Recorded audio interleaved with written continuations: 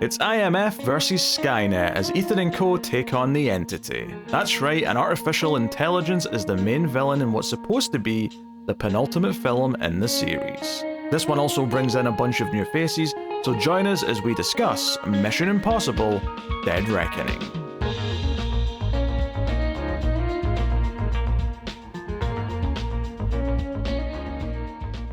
Welcome everyone to the Collector's Cut. I am Peter, and joining me, my entity, is David.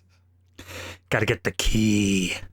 This is a movie podcast. We are working through the Mission Impossible franchise in time for the new and seemingly final movie, unless they do some sort of wacky spin-off or something, or Tom Cruise just changes his mind. But today, we're on week 7, and that means we're here today to talk about Mission Impossible: Dead Reckoning. End of title. There was never anything after that, and anyone who tells you otherwise is lying. Question. The Yes. movie itself still says part 1. What do I do course. about that, Pete? I mean, it should. They should never change that. They should never go back and alter it. It should always be there as a reminder of their hubris, is what that is. Gotcha. Yeah, so yes, this was released as Dead Reckoning Part 1, and it slightly underperformed compared to all the previous ones, so they kind of chickened out of calling the last movie Part 2. So I actually was very impressed. When they announced the title of what the 8th one's actually going to be called now, I actually did a sly little smile and went, oh, you cheeky bastards, because they called it The Final Reckoning, which very neatly clearly indicates it's the follow-up to this one, but at the same time sounds pretty standalone if you didn't see the last one. So they're being very coy with the titling there. So Whoever's in the marketing department of this one obviously was not the same marketing exec that decided on Live, Die, Repeat, because that was just its own entire mess. Oh yes, that was its own just shenanigan filled, and I don't know, that was just a weird anomaly in movie making. I will say, I kind of, in reading the trivia for this movie, feel bad for it in how it underperformed, because obviously this was one that was filmed as COVID lockdowns were coming down, so production was already hell. And then on top of it, obviously the past 2 movies or so, we've been talking about the IMAX scenes. This one got preempted so hard by Oppenheimer. It's not even funny. Yeah, a few things kind of riding against that. One was kind of, obviously they were shooting this for a release probably, I don't know, 2021 maybe was the original, at least, I don't know if they ever announced a date, but like internally they were probably aiming for about then. But then COVID got in the way and we ended up with a 2023 release, which, it's good and bad. Bad in the sense that it had been a while, and obviously it's been a long, drawn-out thing, which meant the movie probably cost more than it would have done in the first. I mean, it would have always been expensive, but like it probably cost more because they had to pause, shut down, and so on and so on. And then, on top of that, like maybe the good side of that, though, at least people were a bit more into going to the theaters again. Because if it had been 2022, things were still kind of like, people were just kind of starting to make. And don't get me wrong, the numbers of the theater have hurt since COVID. Like, they've never bounced back to what it was before that, right? There's been this lasting cap on them. Some people just decided they didn't need to go there anymore, which is a shame for numerous reasons. But we're not here to talk about that. We're here to talk about Mission Impossible: Dead Reckoning. Yes. Part 1. The other part of it that I just remember was also, as this was coming out, before even the Oppenheimer thing took its IMAX, it was also right as the SAG-AFTRA strike was happening. So they also couldn't do a lot of like publicity or anything as well. Like everything was out to make sure this movie did not do well. The cast didn't get to, and like I do sometimes wonder how much of an impact the PR like tour that the cast do, where they go on various talk shows. In fact, these days it's various YouTube shows. Like all I get in recommendations these days is, hey, this actor from this movie or TV show is trying snack food from this country that they're visiting for this press tour. Or here, the 2 actors are going to play a game of who knows more trivia about the thing they made, or so on and so on. Like that's all I see on YouTube now. That's a big part of this. But I do wonder if maybe Mission Impossible is such a big mainstream pop action movie that maybe it does matter with this one. Maybe people seeing that kind of content does inspire some folk to go out and check it out. I don't know. But yeah, I always consider myself, and I know I'm not, but I consider myself more or less immune to advertising, in that anytime I see advertising, I just hate it deep down. But then I have to remind myself that they wouldn't sink so much money into it if it didn't work. clearly there isn't a massive amount of people that it works on. So, yeah. Yeah, it's kind of a weird thing. I don't think it works the way that it should on paper, right? When it was thought up. But there is just this idea of mindshare and just making sure people are aware of your thing still exists. Like, why does Coca-Cola spend so much money in advertising? Everyone knows what Coca-Cola is, but it's just this idea that we're still important. We're still here, right? I don't know, Pete. I don't think that I really am that big on Coca-Cola. I don't think they do enough advertising. I'm going to give the audio listeners one guess as to what David is now swigging on camera. 2-liter bottle at that. Let's not oversell the fact that I am absolutely addicted. Yeah, I'm actually drinking Coke as well, but I'm drinking it out of a glass bottle like a civilized human being. If you're going to treat yourself to some garbage poison, at least do it in the best tasting version of it. That's why I bring that on the Criterion Cut. That's why I bring out the little wine glass. It's still Coke. Yes. It's still absolutely that, but it looks better. Very good.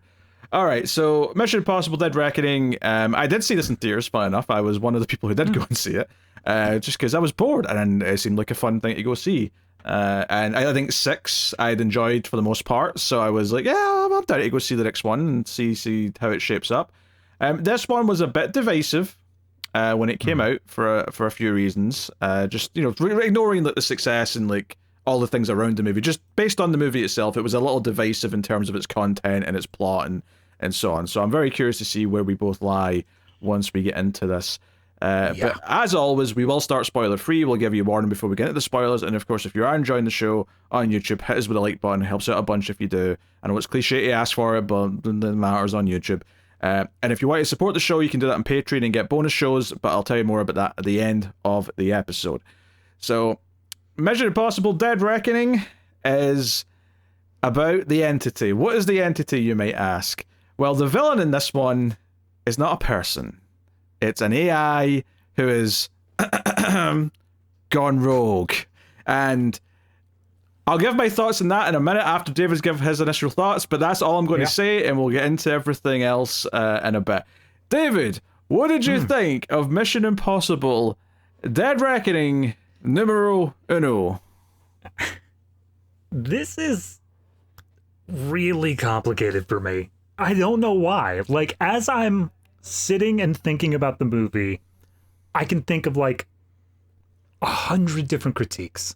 Like, I have so many issues with like the pacing, the plot overall, the going rogue thing. If I played a drinking game with how many times a character said the key, I'd be dead by now.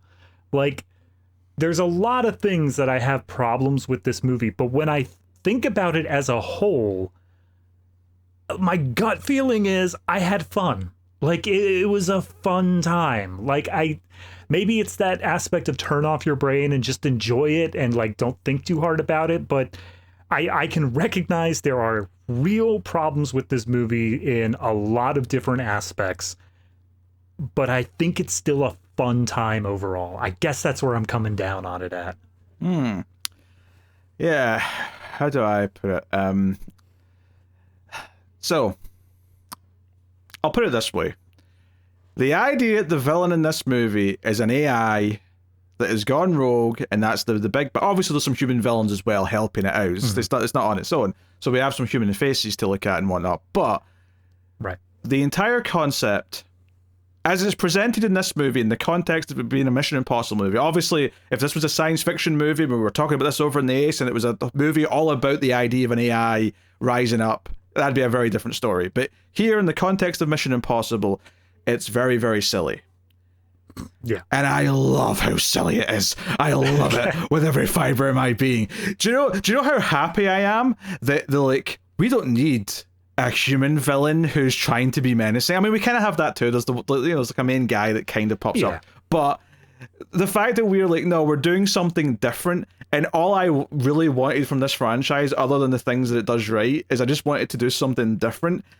And this was a nice difference. Like, as soon as it started setting this stuff up, which I had forgotten about, I want to make this clear. I could have named you all the big set piece scenes. Like, I could name you, there's a whole section in the airport, there's a whole chase section and whatever, there's a whole, obviously, train bit at the end. Like, that's where everything kind of like goes down. I could have said all those things. But if you had told me 3 days ago tell me the plot of Mission Impossible Dead Reckoning Part 1, I would never have remembered, without prodding, that there was an artificial intelligence at the core of it.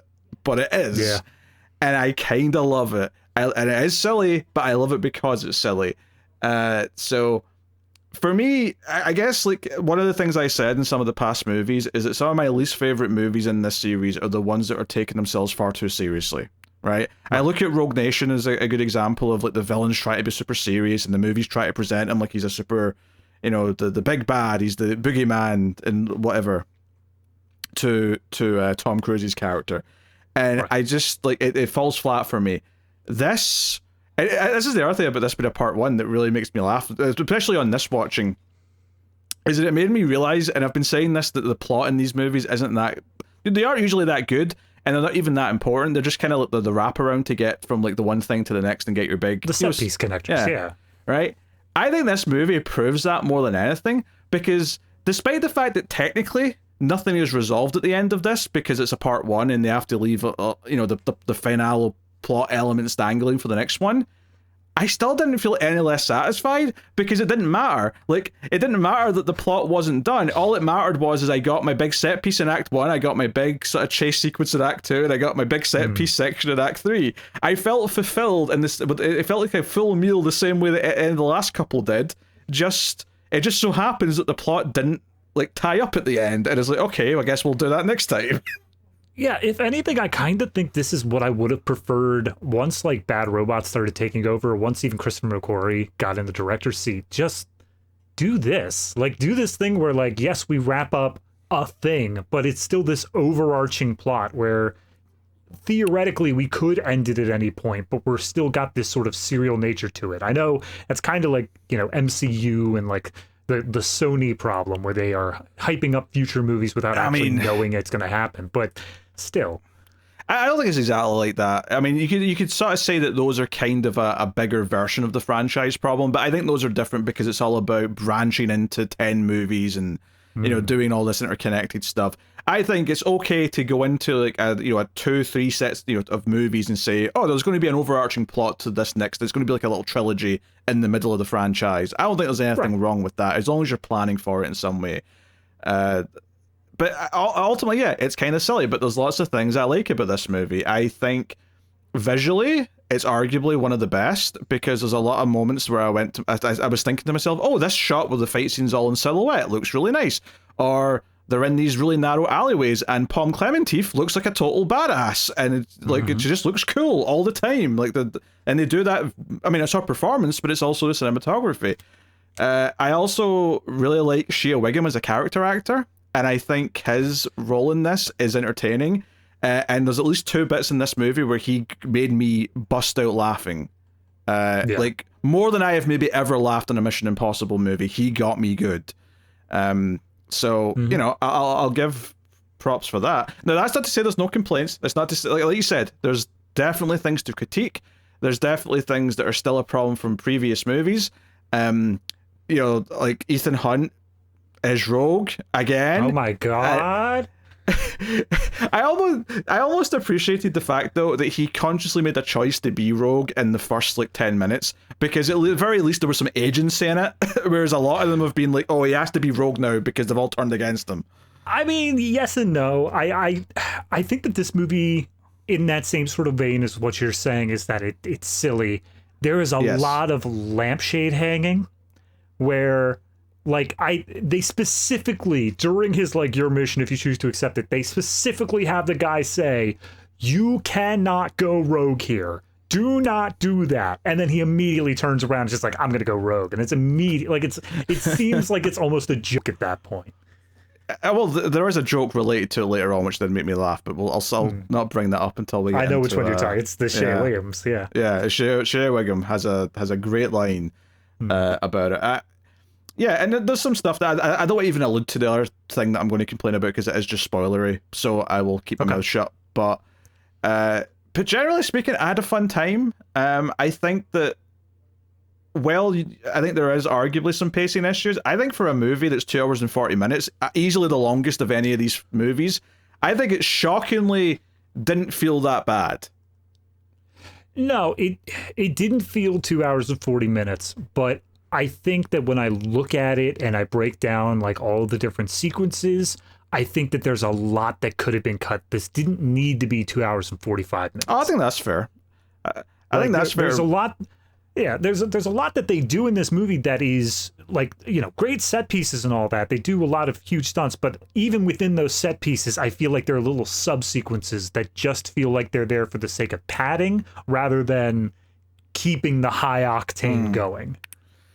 Yeah, I don't know if I'd say padding. I'd say maybe more so that they just kept thinking of ideas and they just like, oh, we'll do this as well. Oh, I thought this was a good little bit. We'll just keep doing more. I don't think it was so much it came out of, oh, we have to make this longer. I think it was more just we keep thinking of things we can do in this setting or this type of scenario, and they kept just adding to things. That's fair. So, no, I mean, I think that's fair. But I do like the supporting cast. I do think they don't do too much with it. I assume they're going to pay it off a little bit in the next one, but there's like a little bit of like Ethan's past from before he joined IMF that's teased, and that's just kind of a snooze. I'm just like, I don't care. Like, it's just whatever. Like, how many women has he cared about that have croaked? Like, seriously, at this point. This would have been the perfect point of bringing back Thandie Newton, just for that, just to say like, whatever happened to her. So there is that, but no, I generally had a good time with this. I think it's definitely simpler, and it's definitely more of a popcorn blockbuster. But to be honest, it's kind of what I always wanted out of this. I thought the convoluted spy stuff, in a lot of ways, was the thing that dragged it down more often than not for me. So it's not perfect, and there's definitely lots of things to critique, and I will critique them. Like I said, they're kind of spoilery, so I'm not really bringing them up now. But yeah, there is one thing I want to bring up, and I don't think it's a spoiler, or at least I will not mention the part that probably would be a spoiler, and that is there's that lampshade hanging I talked about before, where they're kind of mentioning stuff from the past and saying like, oh, this keeps on happening, whatever. There's also this, every once in a while, a tone thing where they know this is the last one. And so they're looking on things with reverence, but in that same sort of way of, was that really a thing at all? Like, the thing that gets me in this one is they really, really, really hang on the line of, if you choose to accept it. Like, they really want to make that the dice in the Millennium Falcon, where it's like, no, see, it's been here the whole time, but now we're really like playing with it as a theme. And I'm like, okay, I guess. It just doesn't feel like this was a thing ever before. It was just kind of the line you adopted from the show. No, you're right. Like, it wasn't a thing before. It was just the line from the show. I don't hate them trying to like take it and say, oh, we're going to actually thematically build around the idea of like the choice, like the idea of choosing what the right thing to do is. Like, I'm not against that, and I think there's parts of it that kind of work. There is a moment in this movie, I won't give the context, where Tom Cruise just says, I don't accept that, and walks away, and I thought, you know what, that line has more meaning because the catchphrase of this series is your mission should you choose to accept it. Like, there's a little bit of extra beef in that line just because of that, but I think it's a fun movie, and I think it's one that I saw a lot of people say they thought it was one of the worst in the franchise when it came out, and I remember sitting thinking, I don't know, like, I like it more than like half of them, I think, if I'm honest. Yeah. No, I would put this in the top half for sure. I still think probably 4 is like top tier. But yes, I agree. That's just like, it's hard to outdo that at this point because it was just exactly what I wanted. And that's one of the other things, without getting too deep into it. I think the team dynamics are a little wonky here, but it's a lot more so because that's not what they're trying to do. They're trying to do something else. We get some team stuff, and it's nice when we get it. It does kind of spend time building a new character who ultimately may very well be like on the team next time, and that could be interesting. Because maybe if 2 characters even, actually, now I'm thinking about it, and that it could mean that they're very, like just more fleshed out. Like, it's one of the things we said in the first like several movies until we got to 4 was that idea of like all the team members just feel not fleshed out enough. I think that obviously 4 fixed that quite a bit, but I think the idea that some of the characters that are introduced in this that get, that varies between them, but different kind of arcs and things building up to this idea that maybe they'll be IMF for the last movie, and we'll care about them all as a team a bit more because we've learned. Now, admittedly, maybe they changed all their plans getting into the last one, but I mean, there is things they have to like address though. Like they can't just not address like some of the things they left dangling. So we'll see what they do with that. Would you accept if the next movie had I choose not to accept balls, whatever this is. Yeah, to just walk in, start the movie, and like that little bit at the beginning where it's like the previous mission, and then we just roll into whatever's going on. Finishing up all the plot they left just from this one. Deal with the entity, like it's done. Yeah, I will say, and this will make sense to you because you've just watched this movie. There is a shot in the trailer for the new one where it looks like Tom Cruise is jumping in the ocean. So I mean, that could be the opening scene for all I know, but I do think it means they're at least going to be still addressing the entity. Probably. So we'll see. That or he's going to fight Atlantis. At this point, I'll take whatever. I wouldn't be mad. I'm all for a little bit of silly in this franchise. I really am. Yeah. So no, we'll see. As far as new cast members go, I mentioned Klementieff. She's not like a super in-depth role. She's basically the cool henchman to the villain, but she has a good, strong visual presence, like constantly every time she's on screen. Yeah. You know who she reminded me of? I think it was John Wick 2. Who was the female henchman in that one? It's like Ruby something? Is that the first one? Are you thinking Adrian Palecki's character in the first one? No. I'm thinking there's like this. It's the woman who played Batwoman because I recognize. Oh yeah, okay, Ruby Rose. Yeah, I know who you're talking about. Ruby Rose. That's it. Yeah. It's the same kind of character there, where it's just, by all intents and purposes, just any other henchman. It just so happens it's a badass chick. Yeah. Plus, we have Hayley Atwell as Grace, who's kind of the bigger new character, and she gets a lot of fleshing out. I don't know how much to say as a spoiler. I'll just say she's a bit of a thief, and we've almost got like a Catwoman type role. Oh, it's absolutely a Catwoman type role. That's what we're doing with her. So and plus we have Rebecca Ferguson and Vanessa Kirby back, meaning that this is by far the least of a sausage fest that this franchise has ever been. So props where props are due. Yeah, I'll give them that. I mean, especially with, like I said, there's weird things with the team dynamic. There are solid portions of this movie where Ethan is like the only dude around. Yeah. So especially the returning characters, it's nice to see, because that's just something that was a problem for a long time. That's not to say that I don't have any complaints with any of how like the stories of some of the female characters go. There is one in particular that I will be talking about in a negative way, but it is overall there's a nice there's a nice group of characters, some returning, some new. They get time. Arguably, most of them get more time than either Benji or Luther get, and not that they feel like they're completely short-changed or anything, but they're, they don't hog the screen time quite in the same way. Yeah, it's weird because obviously this is an AI villain, so without getting too much into spoilers about it, you would expect there to be a reason why Luther and Benji are not the core characters here. They are the tech guys. Like, they should be the ones that are more adept to doing that. And I think they did a good job of explaining why they are not immediately suited to this job because of how we end up doing things later. Yeah, I mean, I don't think it's a spoiler to say that because this is a villain that is basically can infect anything that's digital. A part of the theme of the movie is that to fight it, you have to go analog.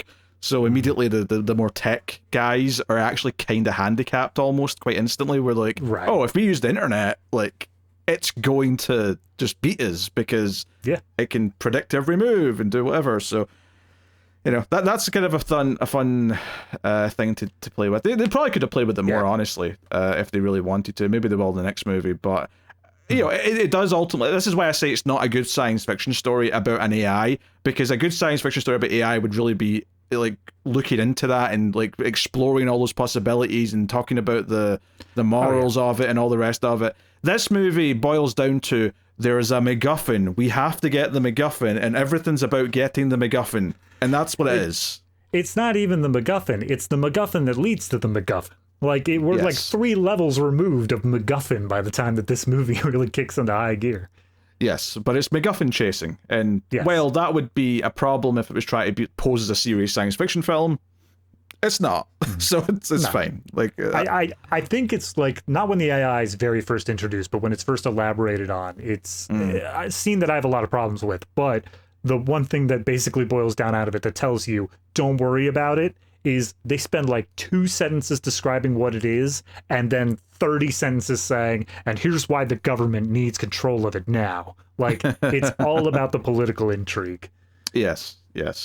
And then we mentioned Shea Wiggum, who is kind of like an evolution of the cop character from 4 that's sort of chasing Ethan throughout the movie. He's got like a little team with them and like a main partner that he talks to. But he's also kind of this recurring element as well. So Yeah. that does it for the... He's got some good... Yeah, I was going to say, that about does it for the cast, other than, I suppose, Yeah. Gabriel, who's kind of like the main human villain, I'll say. Yeah, he's the representative for the entity, pretty much. But no, I think Shea Wiggums has a strange depth to his character by the time everything's said and done, despite him being very one note. Like, he has one objective. He does not change in that objective. It is very clear what he's doing the entire time, but it is through just like sheer facial acting and the situations that he's put in that you understand so much more about him as a person.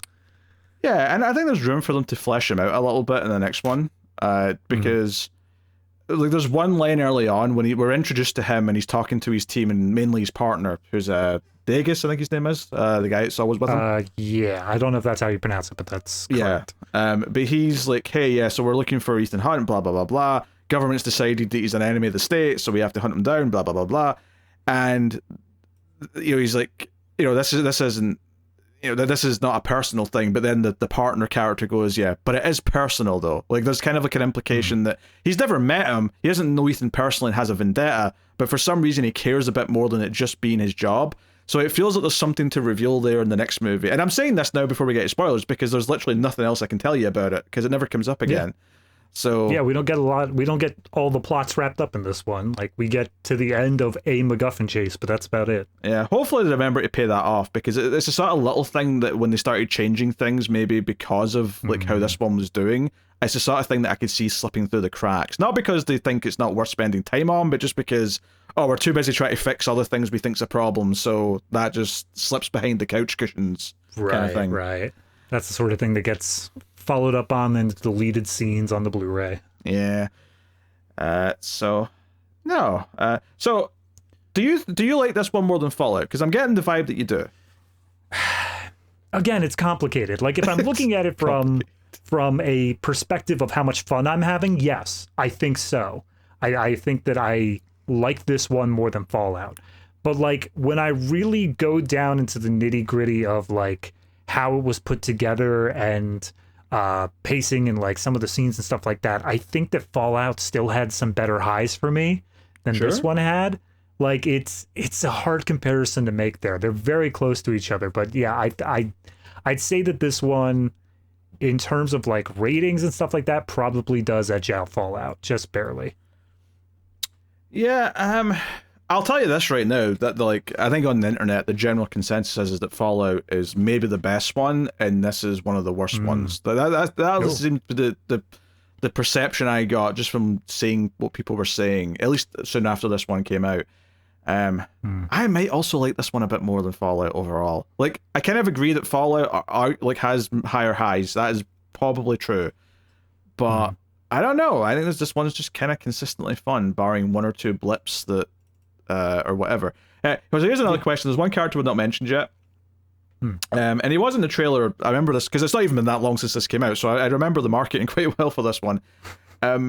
So I will be honest, when I saw this in theaters in 2023, I did not remember Kittredge at all. Kittredge is a character from the original Mission Impossible, and it wasn't until after I saw the movie and I saw someone mention it online, I went, wait, what? So yeah, Kittredge was like his higher up in IMF in the first movie. Like, same actor? Yeah, because when we watched the first one, I recognized him, but I kept it to myself because don't want to spoil That's this one. ridiculous. Like, I mean, good on him. Good, finally having some level of continuity here, for God's sakes. But like, damn. It's been 30 years. It's so funny because like I feel like continuity for this franchise has been pretty strong since 3. Like they've kind of kept things since 3, but this is the first time they've really brought something back from the first one. Although there's something else they bring back from the first one in this. Not a character. They bring back Ethan Hunt doing magic tricks and like doing the sleight of hand stuff, and I cannot believe that they remembered he has this skill, and it actually and it's fine in this. There's nothing wrong with it, but it plays a factor into the plot, and I'm like, fair enough. There's a few moments in this where I feel like they went back through the old movies and just kind of picked out little things of character traits. There's a deep into the third act finale. There is a point where just a certain way that Tom Cruise is climbing up something reminded me of that cliff climbing at the beginning of 2, where he had to like lock his legs in a particular position in order to continue to get height. And I'm like, you're taking tiny little things here. I recognize it. Yeah. It was also kind of the thing which I associate with 4, although I think they did that a little bit in 5 as well, is like Benji putting Ethan in a position where he's going to have to do something really like big and stupid and dangerous, but like he's not quite told Ethan that he's going to have to do something big, stupid, and dangerous yet. So there's that kind of realization that Ethan has as he's like, wait, I'm going to have to what? You know, I associate that with 4 more than any other one, but I think they did it a little bit in 5 as well, to be fair. So, yeah. Oh, I had a good time. And I feel like we are both in the minority on this, just judging from what I remember from the reception. Well, you know, YouTube will be very understanding if our Return of the Sith review has been any indication. Yeah, but Mission Impossible fans are not as crazy as Star Wars fans, so it's not going to be that bad. Yeah, that's fine. That's fair. Yeah. I think not a major character, but I do just want to point out there is a sequence at the beginning and then a little bit towards the middle end of like some higher ups in just the general defense thing, which has a lot of, I wouldn't say big names, but recognizable actors playing them. Sure, and they kind of just fade out immediately after that. Yeah, Carrie Elwes is in a small role. Mark Gatiss, who I mainly just know from the Sherlock TV show, is in here in a small role as well. Yep, Rob Delaney's there. The only one I don't recognize is Indira Varma, who, I mean, I guess she's been in stuff. She has a bunch of credits to her name. I just don't recognize her. Yeah, no, that's fair. So I think we'll have to get into spoilers so we can start talking about stuff properly. So, all right. Yeah. All right. Spoilers for Mission Impossible Dead Reckoning Part 1, or just Dead Reckoning as it's sometimes titled now, which, you know, I can't blame them, really. So, I mean, I that's the thing. It's like, critically, if you're telling me people don't like this one, so be it. But like, I do think it's a little bit unfair with everything that was thrown against it in production to then just say like, nobody's going to go check out part 2 because it's labeled as a part 2. Like, it's you market it as the finale. People are going to go check it out. I mean, it's the same. I mean, it wasn't even just this though. There was another part 1 that like didn't do so well around the same time. Like, basically, there was a sudden feeling like, oh, maybe this whole splitting things into part 1 and part 2. Like, I mean, you can still do it, but don't like call them that because it'll just turn people away. Like, people don't like going to see something where they know there's no ending, kind of thing. Like, well, the only other part 1 I'm seeing in 2023 is Rebel Moon, A Child of Fire, and I'm going to go ahead and say that is not that one's fault for being a part 1. No, but there was a few examples of things over the past few years where, or even just the Avengers movies that were going to be a part 1 and 2, and then they decide, no, we'll just give them different names. Let's not, fart around with that. So it's definitely a sentiment that is shifted at some point. It basically only happened in the first place because a couple of franchises wanted to milk an extra movie out of the book series where they wanted to have one more, so they split the last book into 2, so they did a part 1 and part 2. I think the first one was Harry Potter. It was, yeah. It was Harry Potter. I could be wrong, but I think that one was first. And then Twilight was very quickly after. And then I think Divergent tried to do it, but then it was not successful enough to get its last part. Yeah, then an executive woke up and said, wait a minute, hold on, we're Divergent. What the hell are we doing? Imagine if 50 Shades tried that bullshit. Oh, God. Can you imagine the entire last movie just being the hostage situation? It's in real time, like 24. It's just a 2-hour hostage situation with a clock ticking. God, that would be awful. I mean, it was already awful, but it'd be worse. It was very awful. So, spoilers then for Mission Impossible: Dead Reckoning. You have been warned. So this movie starts with basically a little short film that is relevant to the rest of the movie, but it's very self-contained in that we're on a Russian submarine. And I think the important thing about this is we see this key be used, right? So it's this 2-part key that slots together, and it goes into this thing, and there's clearly a computer-like device of some kind in there, it's so on and so on, right? Yeah. And it's setting this stuff up. And the entire sequence here is that this Russian submarine, which is supposed to be like, super advanced, the best stealth submarine that's ever been built, so on and so on. But they eventually see an enemy vessel, a US sub, somewhere on the radar, and they're like, oh, no, let's be quiet, let's try not to alert them.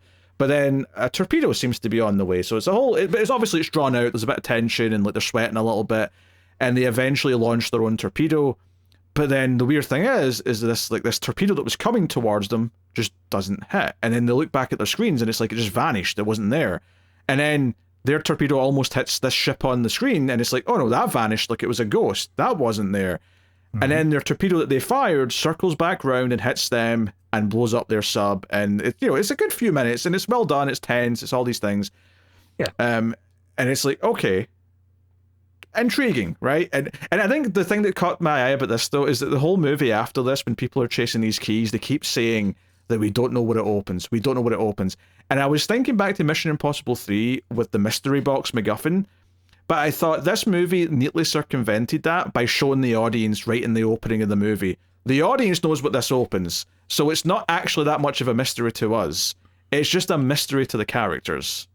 You're right, but at the same point, we see what it opens. Like, we know where the key goes to, but we don't know why it's important yet. We have no clue, like, why would anyone care about it? Like, I thought for sure this was going to be yet another one where it's like, downed Russian submarine, gotta be nukes. Like, that's immediately what I thought of. But no, it turns out to be something a lot more complicated than that. Yeah, but I think it's pretty clear after a certain point, though, that we're just dealing with the only way to destroy this AI, right? That's like the original source code or whatever is inside this like vault on the submarine. Once they introduce the entity and they say like, oh, it's the AI, it's pretty clear that this is related to the AI because they also show it infecting the submarine during the sequence, but it's not clear why it would be a threat to the AI. Yeah, and it's not until we get a full explanation saying, like, here's exactly why that we get told in any meaningful way. Yeah, we can come back and talk about there are a couple of scenes in between which are kind of separate as well, because when we get to the scene where we're with Carrie Elwes and he's like the Secretary of Defense or he's the head of the DOD or whatever his role is, right? He's in a room with another bunch of business suits. Kittredge is there, which they notably hide Kittredge for most of the scene, which is why you know he's kind of someone who's important or came back, because the way they reveal him, like halfway through the scene when he talks without seeing him, and then you get the reveal. He's the head of the CIA now, apparently, going by this scene. But he's explaining what this thing is, and it's like, okay, we're dealing. And I can see why this is thematic, why they thought this was a good story idea. It's okay, you've got an AI. But it's an AI that specifically alters things to false information. It's a fake news machine, basically, that can control the narrative and do this and that.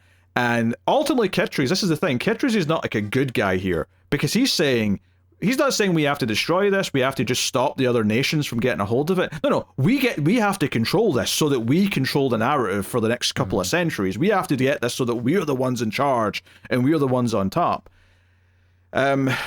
So once it gets to this stuff, it's like, okay, I can see what they're setting up here and whatever. And obviously it builds up to the reveal that the guy who comes into the scene halfway through, pulls out this weird gas mask, hands one to Kittredge. And by this point in the scene, they're talking about Ethan Hunt and they're talking about, I sent a guy after one half of the key, and they're like, okay, so is he giving you the keys? Like, I don't know, he's not reporting in. What do you mean he's not reporting in? He likes to go rogue. He's got like a little kink for going rogue, you see. I love the way that Carrie Elwes plays this situation, where Kittredge basically says, like, look, I got a guy, he went to get the key, but I haven't heard from him. And they basically have to explain what the IMF is to Carrie Elwes, and he's pointing out, like, so let me get this straight. Whenever something needs doing that none of the other intelligence communities can do, you just call up a guy and tell him to do it. And it's like, well, yes, but that's only if he chooses to accept it. And he's like, oh, he has a choice as to whether or not. That makes total sense. Thank you, everybody. You're all fired. Yeah, this again felt like this is part one of the final movie, which is weird because I'm never going to think of it that way. But effectively, That's how they were approaching it. So I get this idea of we're going to reinstate the idea of what the IMF always was. We're going to have someone have it explained to them that, when there's an impossible mission, we contact Ethan Hunt. And I will say this about the trailer for the last one. I won't spoil anything else or anything in it. But there is a vibe in that trailer where it sounds like in the last movie, everyone's going to have to accept that Ethan Hunt is the only man who can save the world, and they all have to get behind him. And I am so excited for him to finally not be Rogue. Or maybe I'll phrase it this way: that every agency in the world goes, you know what? We're Rogue too. Let's get the job done, Ethan. Right. That's there's no. I literally made the joke somewhere along this movie, my fiance, where someone was explaining all right, Ethan, here's what you have to do, and I was just imitating. Ethan's just saying, that sounds like a lot of rules, and I don't play very well by those. That's exactly what he would do here. Is if every agency said, Ethan, we believe in you, you can do it, he's going to say, don't do that. I need to be Rogue. Get out of here. Yeah. So he releases these little gas canisters of smoke and knocks everyone in the room out. And then this guy with the white hair walks in front of Kittredge, and we get the mask off. The Mission Impossible theme plays. It's Ethan, and he's like, "Well, you wanted me to, listen. I'm listening." And I'm like, this is how you come for a conversation. You knock out all these bigwigs in the defense community, and have a conversation while they're all knocked out. I will say, based off of the way that they were dealing with Ethan or talking about him up to that point, I was, for just a split second here, genuinely concerned that because we were in the last movie, he was willing to go all out, and this gas was straight up kill them gas, not just knockout gas. And I was like, did you just kill the entire intelligence community? But ultimately, what I like about this, though, when he basically sits down with them and he's like, yeah, I've got one half of the key, blah, blah, blah, blah, is that Ethan makes this choice that I do actually quite like, is that he's heard what their plans are. They want to control this thing. He's heard what this thing can be used for to some extent, and he's like, you know what? No one should have this power. So I do appreciate that there's agency here and that he chooses to go rogue because he's like, no, even my own country should not have this. This is something that has to be wiped out. Right. And I do appreciate that choice because I think that not that Ethan ever came across as like obviously he was always technically working for America, right? But he never came across as someone who was like, oh, America's interests first, everything else doesn't matter. He never came across that way anyway. But there is something universally about this that everyone on the planet can get behind. There's no mention every government. I think especially in the modern world where we're all feeling jaded about society and the governments in every country and how they're handling things and everything. It's very, very easy to get behind a character who's like, no, I'm going to do the right thing and not what all you corrupt assholes that are running all the countries want. I'm going to take care of this so that you cannot abuse it. It's the Captain America Winter Soldier thing. Where it's like, look, I recognize what patriotism in this situation would be. It is not the right thing to do. And then he ends up going rogue for that. Yeah. Anytime a hero sort of spits on patriotism to do the right thing, I am way into it. So yeah, go for it, Ethan. Absolutely. Go for it. I will say, just for this sequence, once it's revealed Ethan's here and they start talking about the stuff and all that, I'm into it. I'm good. But everything leading up to that, especially up until Kittredge starts talking, is so dry. It's so just 5 people in suits that are literally finishing each other's sentences as they're talking about this AI entity and this sub. And I'm just falling asleep here. I will agree until they start talking about Ethan and explaining what the IMF is, because at that point I start to get really entertained. Yeah, well, at that point it turns into like I said, Carrie Elwes is just I'm sorry, what in the hell are we doing here? Yeah, because the silly comes into it. Once you bring in the silly, I'm having a good time. So, yeah, I was into that. I did like Kittredge, have on the phone, he's given the secret code to be because the guy's like, hey, if you if you can't speak freely, like, hang up. If you're in danger, hang up before I count to 5. And he just hangs up immediately. And it's like, okay. And then he's like, Ethan, how are you going to get out of the building? It's kind of like a hard building to get out of. He turns around and Ethan's looking like him. He's put on a mask, looks like Kittredge. And he knocks out Kittredge. So it's a fun little ending as well, the scene. I mean, the one bit in that phone call that I liked was they were like, "Sir, we have a security issue. We found your assistant. He's been knocked out in his house." And the guy like looks over at Ethan and he's just like, "Oh, you don't say. Wow, what a shock." Yeah. Well, that basically answers who he was dressed as. Like, you know, this is clearly meant to be his assistant. We just didn't know that when he was coming in. Yeah. Again, the little humorous bits just work. Yeah, so just to go back briefly, because there was a little bit before this, quite an extended sequence in the desert, actually, to talk about. So the movie, after the opening, starts with Ethan getting his message, right? His mission from a delivery. It's basically a Uber Eats dude. Thank you. I was going to say, I was expecting him to like hand over the bag and then take a picture to be like, all right, just going to mark this delivery here. They basically sell this idea that this guy's like a new recruit, and he's kind of flubbing it a little bit because he does the first part of the code word, but he forgets to ask the security question. And it's the poem afterwards that we just started randomly doing last movie. Yeah, which is so funny because I was thinking after he left, I'm like, well, not even after he's left, but after like the context of the rest of the movie and how Ethan's like immediately rogue, I was thinking, how much of like an IMF exists right now? Because the vibe I get is that it's just Ethan, Benji, and Luther. Yeah, but we've got like young hires that are like we never see again. So I don't know. I haven't gotten the vibe that there has been more than that since 3. Yes, like I even when we introduced Alec Baldwin and he's like the director, I always just took it as he's just the liaison between Ethan's team and the rest of the government. Like I never thought there was more than that. Yeah, we never cut to like a B team who are doing something that's tangentially related to the plot. But hey, whatever. Yeah. But he's basically given the mission to find one half of the key, which they believe Elsa has. Why does she have it? Oh, we'll find out later. But she has it, and she's ran off into the desert because tons of people want to kill her and take the key. So Ethan goes to find her. So we get this big sequence in the desert where she's on a sniper rifle with an eye patch, like protecting Ethan as he's coming close, because he's able to signal her with like the glint of his compass and with Morse code or whatever.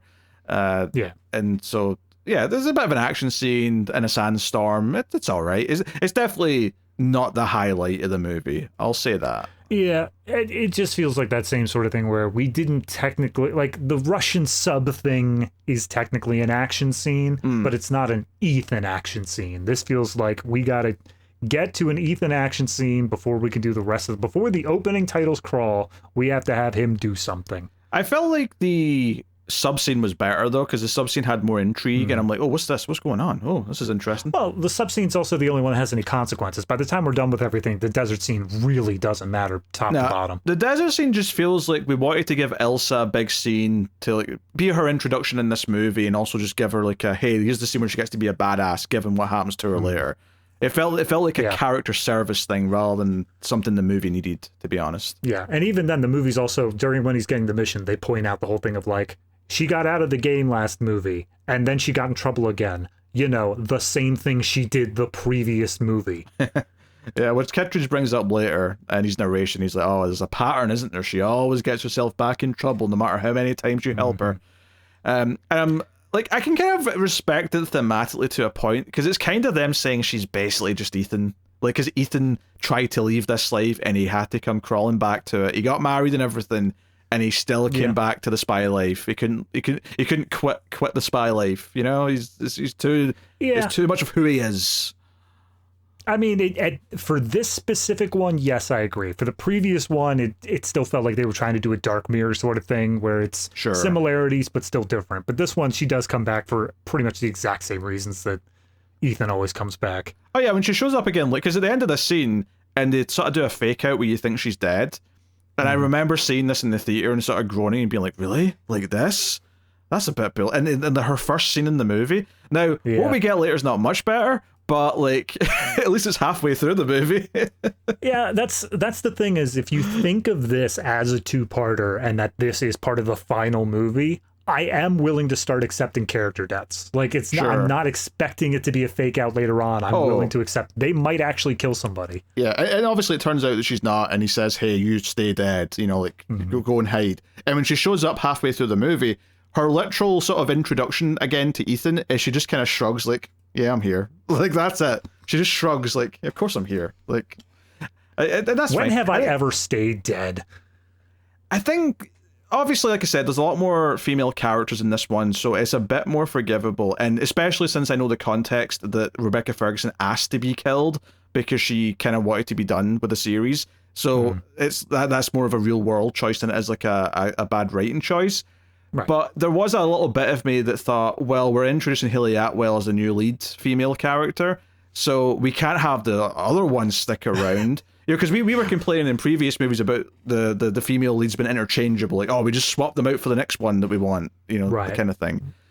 Mm-hmm. So every movie it's just a different one popping in. Yeah, at least they share a bit of overlap in this one before she goes. But that needed that sequence where Rebecca Ferguson leans over and then Hayley Atwell says something into her ear and they share a little moment to show the passing of the torch. Sure. I think that's when I was alluding to something that I was going to complain about. I think that is the main thing that leaves me feeling a bit weird is just, and again, I know the real world reason is because she wanted to leave the movies, but it's still, the way it's handled does feel kind of like, I don't know, maybe she deserved a bigger exit. It maybe felt maybe a bit too early in the movie or something. I don't know. But it feels a little bit throwaway in some ways. Yeah, I get what you're saying, but I think it's that problem that Mission Impossible has always struggled with of it's the movie's attempt to really make the villain a threat, to really do something that's impactful. And I think that's their attempt to do so, but ultimately Gabriel's just kind of not there. I think he's always kind of just a secondary to the idea of the entity. Yeah, maybe that's just that, is that the villain that kills her doesn't seem worthy of killing her, and it doesn't like elevate him in a way where it convinces me. It just makes me go, no, that didn't work, movie. I get that you're trying to make me hate him, but and do you know what I think it is as well? I think it's because they already do this tease at the start where Ethan's remembering his backstory. And he remembers being in an alleyway and they hide his face, but we get de-aged Gabriel with a gun in his hand and Ethan's holding a woman in his arms, and it's like, okay, so you're telling me that he's already killed a woman that Ethan cares about, right? That's what you're saying. You're saying that even before he joined IMF, he's had a history of the woman he cares about being put in jeopardy and possibly dying as a result of his actions. And that's kind of something you're playing on. I think the fact that they already tried to make that link with Gabriel made this feel like, oh, history's repeating itself. Gabriel's now done it to him twice. But in a weird way, that almost made it just feel lesser, because I'm like, say if you just sort of like made him a little intimidating, but then he did this, and this was like this shows that he's actually a threat because he killed someone who was very capable. It might have landed. Right. But it doesn't make it feel like this is going farther than he ever has before. It makes it feel like this is going to the same extent that he's gone before. We aren't increasing the odds here. Yeah. Especially since like Elsa's supposed to be a very capable fighter, so it's like, are you trying to tell me that he's on par or better, I guess, in this case? I'm fine with him even being better because they do a lot of like fight scenes with him. I'm fine with that. My problem is when we get to that sequence, he's fighting with two little switchblade daggers and she's got a goddamn samurai sword with a 3-foot range. There is no reason she should be getting real uptight with this guy when she can just kind of reach out and start swiping. The master swordsman David has spoken. He disagrees with the logic. Absolutely.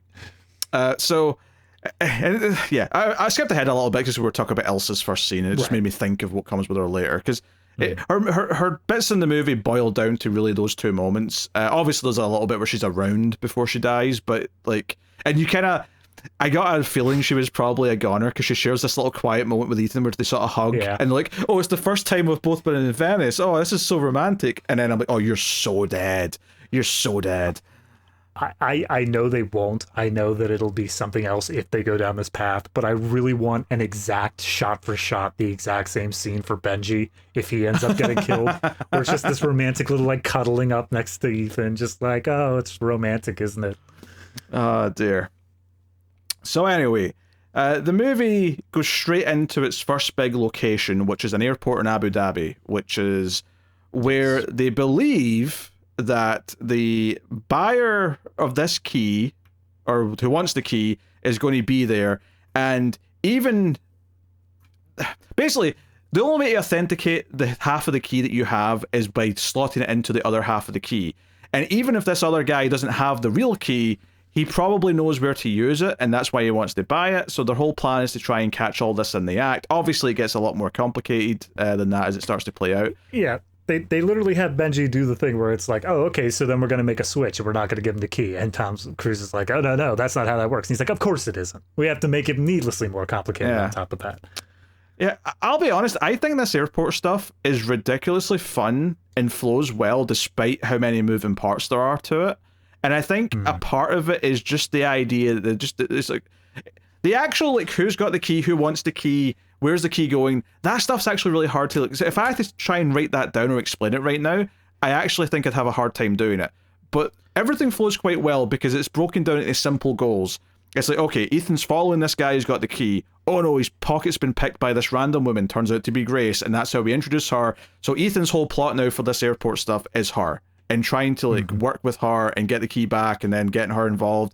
Meanwhile, Benji gets his own little side mission, which is, it's got its own merits and its own kind of fun thing. And you've also got Briggs, which is Shea Wiggum's character, round about with his team and trying to find Ethan, which, by the way, the first thing in this movie that made me bust out laughing is they're on they're scanning all the faces through all the cameras, and someone back at I think they're up in the plane above doing all this from the comms, and they're like, oh, we found him, he's in this part of the airport. And they run up, they spin him around, and it's some random guy. It looks nothing like Ethan, nothing like Tom Cruise. And Shea Wiggum just starts pulling at this guy's face to see if he's wearing a mask. And he's not satisfied. His into his mouth. Yeah. He's just, like, prying it apart. So good. He's not satisfied with his first tugs. He starts just going further and further with it, and his partner has to pull him off like he's a madman. Like, no, it's not him. It's not him. I'll give full, like, obviously it's crazy if you look at it in the moment, but I'll give full props to the extra who was just like, yeah, go ahead, shove your fingers into my mouth and just kind of reach around a little bit.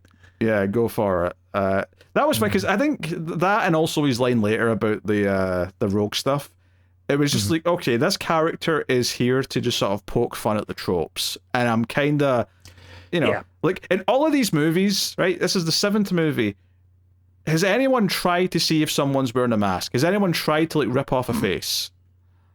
I don't think so. Yeah. It's kind of weird, given how often they use it. Yeah. I mean, that's the sort of thing where it's, in the previous movies, the interest parts of all these set pieces came from the idea that the tech fails or something goes wrong and they have to fix it. At least that's the most fun that I got out of is whenever that happened. But I like how Shea Wiggum's whole thing is not that his, like, anything is going wrong technically. He's operating at peak efficiency for him. It's just that Ethan Hunt is like 100% better than him.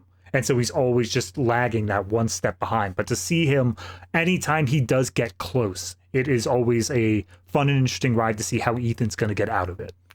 Yeah, and Benji obviously is leading them around a goose chase. And it's very quickly after a couple of false, like, positives, where Shea Wiggum just turns to the others and says, all right, ditch the tech. They're messing with all the cameras and stuff. They're messing with the computer. Let's do this old-fashioned, split into teams of 2 and just canvas. Let's do this the old-fashioned way. And immediately, like, it cuts to Benji and Luther, and they're like, oh, he's wised up. He's starting to just look, like, properly. So, you have to be aware of that, Ethan, because now he's going to be snooping about. Yeah, I think we haven't quite mentioned that Shea Wiggums was hired by the government. Like, yes. Because Tom Cruise went rogue, he is actually authorized by the government to bring him in. And notably, I don't think he knows why they want Ethan. Like, he has no context of, like, Ethan's trying to stop them from getting control of this thing, you know? Yeah, it's not that why they want Ethan, but the sidekick, the Degas character, does at one point bring up, like, hey, if Ethan is actually doing this, then maybe he's the good guy in this situation. And she basically is just like, we're soldiers. We gotta do what we're gonna do here. Yeah, I don't think they have all the context, because I get the impression from Shea Wiggum's character that if he's presented with all the information, he might actually be forced to make a choice of, like, where he wants to stand on it, as opposed to just accepting the orders blindly. And that's what I hope it happens in the 8th movie. I want him to have that moment. It kind of depends how the plot plays out, because if the government ends up working with Ethan, then maybe that won't be naturally presented to the character, if that makes sense. I get what you're saying. I don't think the government's going to work with Ethan. Okay. I think that it's see. 100% going to be like, he's going to live and die rogue, man. All right. So that stuff's fun. I'm chasing around. Benji notices a suspicious suitcase that's went into the airport. And obviously there's a little bit of like thinking here at first, like, but why is the airport not like doing anything? Why is the airport not freaking out? But of course, we did have it explained to us in that briefing scene that this villain, the entity, can manipulate anything you're seeing digitally. And it's not even like it has to fake it for the entire airport. This thing could just show this to Benji. So Benji's convinced there's maybe an explosive somewhere. Well, no, it's flipped there. It's the bag gets put in, and Benji says, "Hey, the airport just flagged a suspicious bag," and then it goes away, and he's like, "Oh, must have been a false alarm." Yes. But then because he saw it for that like just couple seconds, he's like, hold on, we should go check out that bag. That might have been something. No, you're skipping a part. He starts seeing it again. He starts seeing the alert on the bag again. Oh, he does. Okay. Yeah. It starts showing up again. And that's why I'm saying, the entity is choosing to just show Benji that to like go make him, chase it. Because obviously it is suspicious. Even though the ending of this turns out to be there's not actually a bomb, it's just a casing that looks like a bomb. But the fact that it, obviously it would still be suspicious. Like it looks like a device of some kind. Like it would set off all the alarms. It's straight out of frickin' Da Vinci Code. It's got the whole cryptex thing going on where you gotta spin the levels. And that's all just to mess with Benji, because it literally says, hi done, or you are done, which is his last name. And then, he has to try and solve, and it's all a bunch of riddles. In fact, one of my favorite little bits is all these plots are interconnecting, because Luther has chosen to not distract Ethan with this. He's like, no, we'll deal with the nuke, because the nuke, by the way, there's a radioactive symbol on it, so Benji assumes it's a nuke, right? So Luther decides not to tell Tom Cruise this because Ethan has to focus on dealing with the thief and dealing with the key and all that stuff. So he's just dealing with Benji. And at a certain point, after a couple of riddles, he just sort of like quietly switches over to Ethan's like, Ethan, and he's so calm. Like he tries to act like there's nothing wrong. He's like, Ethan, you wouldn't happen to know the answer to this question. And then he just says this riddle, and I'm just like, It made me laugh a little bit. Ving Rhames just acting like just super cash, like just no big deal, Ethan. Just do you happen to have the answer to this riddle? I'm just doing the crossword for today. It's totally a normal thing, but you got 20 seconds to answer, so please tell me. Yeah, and then Tom Cruise says it out loud. So Hayley Atwell's like, "Oh, that's tomorrow," because what was always coming but never arrives, or something like that. Was the riddle, something to that effect. A late porn star.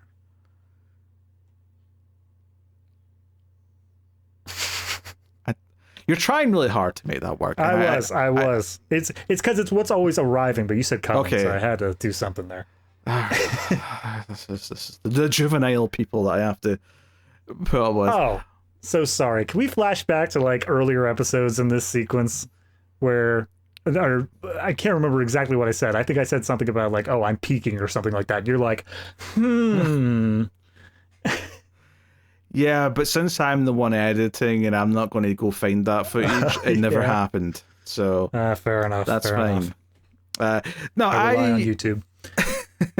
So all this is playing out. It turns out to be a dud. There's nothing inside. It's basically just keeping them busy. And then at one point, it's getting information from Benji as well, because in between each riddle it asks him like a personal question that he needs to answer specifically. Yeah, but is that information important for anything?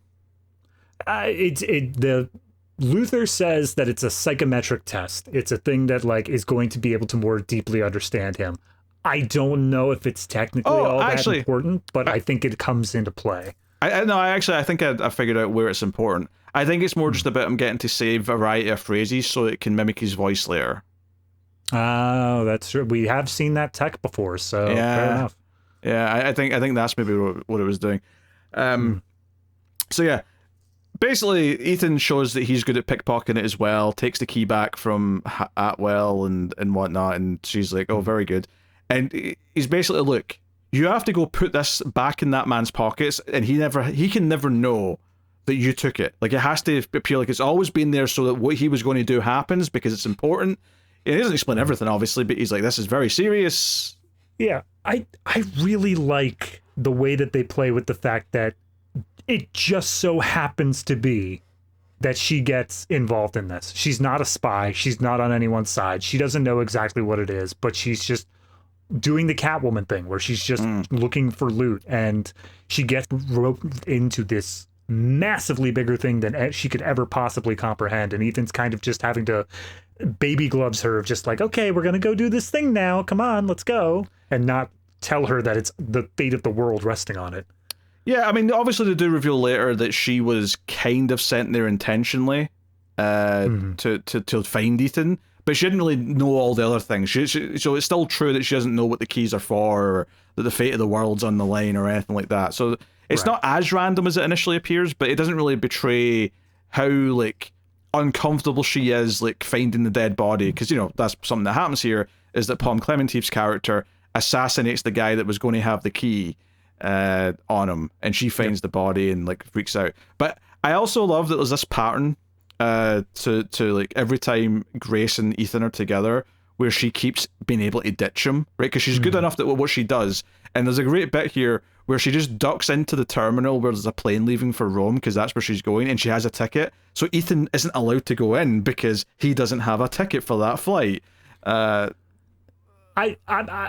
remember that scene, and he's like following alongside her, and it's like glass walls so they could stare each other down as she climbs out. And I'm like, all he has to do is go like boom, boom, boom. She's a terrorist. Stop her. La Bamba. And then, like, that's it. Like, she would immediately be stopped. I see what you're saying, but that actually wouldn't help. Think about it. No. Like, she would get arrested, there'd be authorities all over them, like, there'd be a lot more to deal with. Oh, yeah. Yeah, the key would then immediately fall into the hands of whoever. Yes. Like, it just happened to take it at that point. Absolutely. But if the goal was stopping her, there are ways to do so. Yeah. So the other cool thing they kind of set up here is that, so Gabriel's walking around the airport doing stuff, and Ethan has a little moment where he thinks he sees him, and he's like, his fancy glasses sort of glitch out, and he's not there anymore. But the main thing that I thought was really cool is this idea that he is actually being erased from all the footage in real time by the entity. So he looks like the Invisible Man walking around on all the camera footage, and I thought, oh, that's kind of neat. I kind of like that. Yeah. No, I also this was the only time where I thought Gabriel was actually a real threat of a villain, was the moment that Tom Cruise even thinks he sees him. He just calls up Benji and Luther and says, we're done. We're not doing this anymore, right? The mission is canceled. We're not meeting up again. Everyone bail, because this guy is that big of a threat to him. Yeah. And then, of course, Wiggum and co see Tom Cruise, so they start chasing him about. There's a fun little bit where Tom Cruise has got onto the roof, and they're like, damn, he must be around here somewhere. And you can see him running in the background across the big, like, balcony in the roof. I love him running there, because as he's saying that, it's just like, he's got to be here somewhere. I'm like, you'll never catch Tom Cruise running. And he's still running a lot in this, even though he's in his 60s at this point. I mean, maybe he wasn't when they started shooting it, but he definitely was by the time it came out. Someone made the point in trivia that Tom Cruise is now older than Jon Voight was when the first movie was released. Well, I was actually thinking the same, and obviously he is starting to look older now. Like, you can see it in his face. I even think between Fallout and this one, there's a bit of a difference where he's kind of crossed that line where no, you're kind of an older dude now, and like, don't get me wrong, you're handling it and hiding it way better than most people your age. Case in point, do you know who else has also aged 30 years since the first movie? Kittredge. And Kittredge does look like he's aged 30 years, whereas Tom Cruise looks like he's fighting it with every fiber of his being. He's fighting it's Scientology, man. He's trying his hardest. So, right. And so, I liked all this airport stuff for the most part. I thought it was a fun game of cat and mouse, all the different things intertwining. Yeah, good use of the location. I think the most impressive part of it is, as you said before, you're able to keep track of all of the different moving parts, even if the specifics, such as like where is the key at any point or stuff like that, is maybe a little bit hazy. But you got the moving part of Wiggum's crew, you got the Tom Cruise bit, you got Benji with the nuke. All of that flows together super nicely, where you understand where everybody is at all times. yeah, I had a fun time. And then the important thing coming out of it is that she has the key, the real one that Tom Cruise and co had from Elsa. The real half. It's half, the other half is still somewhere else. Yeah, they have half, and they she runs off on the plane, and we do immediately almost go to Rome. Like, we don't even waste any time. It's like, because not only is Tom Cruise looking to find her, who is immediately arrested because she's got multiple passports, and someone's like put in a tip saying, "Hey, this thief who's wanted in like 6 countries has just arrived." Yep. You know, she's arrested for that, and as Tom Cruise poses as her lawyer, which is, you know, amusing. We get Gabriel coming in and like getting all menacing with the policeman who should have the key, but he doesn't. And it turns out the reason why he doesn't is because Grace is super smart and stashed the key in some guy's pocket on the plane and made a date with him for later so she could retrieve it. And I'm like, oh, I mean, it's smart, I guess, unless he finds it. Yeah, it's very smart. I'm okay with it, but that's like one of the things where I'm like, surely that would trip a metal detector at an airport, and he'd just have to like find it in order to get through the metal detector, right? You'd have to go through a metal detector on the way out. Maybe you don't. Fair enough. I mean, it definitely didn't when I had to fly a couple of years ago. Yeah, no, fair enough. I guess I would just let you out. Yeah. You're not going to magically make the metal show up. All right. Retracted. Fair enough. Continue. Yeah. Okay. Sorry. One other thing I do want to point out. This scene where Tom Cruise and Hayley Atwell are talking in the library. Yeah. As he's posing as the lawyer. Apparently, this was 100% pickup shots on both sides. Neither of them were there at the same time. And this was all done completely separate with each other. And I didn't notice that until I read about it. So good job on the editors for that one and continuity experts. Oh, that's very well done, because I didn't pick up any hints of wrongdoing, I guess. Like, there was nothing sticking out to me that felt off there, so fair play to them. So, yeah, they end up going on the run, especially when she mentions, oh, your friends that were chasing you back at the airport are here, and he's like, you couldn't have mentioned that, like, quicker? All right. She's like, well, you kind of got me arrested, so... Yeah, so, yeah, she runs out, gets away from him. She actually ditches him again by accusing him of being a pervert in front of a bunch of men, and they all kind of like surround him, and he's like, no, I'm a lawyer, Italiano lawyer. Like, I appreciate this moment of Ethan, like, it's a funny moment, but I also like how Ethan is like, no, seriously, you have no idea the trouble you're in if you try to run right now. Like, I am trying to help you here, and she just doesn't accept it. No. She steals a cop car immediately, and then he runs out, grabs a cop bike, and starts chasing her through the streets of Rome. Meanwhile, Klementieff's in like a big armored Jeep vehicle, and she starts chasing them as well, and is trying to kill her to get the key. So it's all kind of popping off. And also Wiggum and co are in their vehicles chasing them down, and there's a lot of like close calls, almost catching each other. And the first real part of it ends when there's a bit of a standoff where they crash. Like, she crashes the car she's in. In fact, one of my favorite little moments of sound design in this movie is when she's crashed her car into whatever it was, like the post or whatever. She, like, her ears are ringing, so there's no sound. And you actually just you see the silent motorbike just flying towards the bad guys, and then you still don't hear anything until like he opens the door and you start to get a little bit of muffled sound, and he's there to try and like save her. I really liked that moment. I thought it was like, it's this sort of thing where the execution of the action scene was making it much better than just the actual action was. Yeah, that reminded me of the moment I like so much from Fallout, of everything silent during that scene where they're trying to break out the guy, or it's the dream sequence, but it's still the same thing where it's using the silence very effectively to sell a point. I think what I like about it is just like from her perspective, she really doesn't know how in deep she is. She doesn't know this like crazy woman's trying to kill her. Like, she is going to shoot to kill. This is very dangerous. And we get this standoff where Wiggum and that are there, and they're telling Tom Cruise to put on handcuffs, and he throws handcuffs over to him. But you've also got Klementieff and the other bad guys on the other side, like, sort of starting to just open fire. And it gets to a point where they have to, like, duck for cover, and there's a moment where Shea Wiggum is, like, ducked on the same side as Tom Cruise, but he, like, can't, like, deal with him right now, because he's like, oh, I'm in the middle of a firefight. This is very frustrating now, Ethan. I hope you know that. I'm frustrated right now. they share this look together, and Tom Cruise is just like, I think we have bigger problems than you trying to arrest me right now. And Shea Williams is just like, yeah, fair enough. And it's all silent. It's all done with facial expressions, but it's very well done. I think that's what makes it compelling. I just the look I got from Tom Cruise was, hey, I'm not the one shooting at you, okay? Like, I'm not firing a gun. Right. But he takes the handcuffs, Tom Cruise does, and manages to slip them on Hayley Atwell, so she can't run away, finally. Well, one on her, one on him, so that she's tethered to him. But he doesn't think about which hand he's using. He just has to do it quickly. So when they run to a car and he tries to drive, he realizes that he's on the wrong side of the handcuffs. So he's like, okay, you have to drive. And she is very concerned about this because it's a high-speed chase. Yeah, it kind of like rubbed me in a way where like she's never driven before. Like clearly she has, clearly she's able to, but like she's so panicked about even just going straight that it's kind of just weird to me. Yeah, I don't know. I think it's just a tension of like people shooting at her and, you know. Yeah, I guess. I guess I'm kind of already put her in this like the character slot of Catwoman, where it's like she's been in dangerous situations in my mind, despite the fact that maybe she just really hasn't been caught.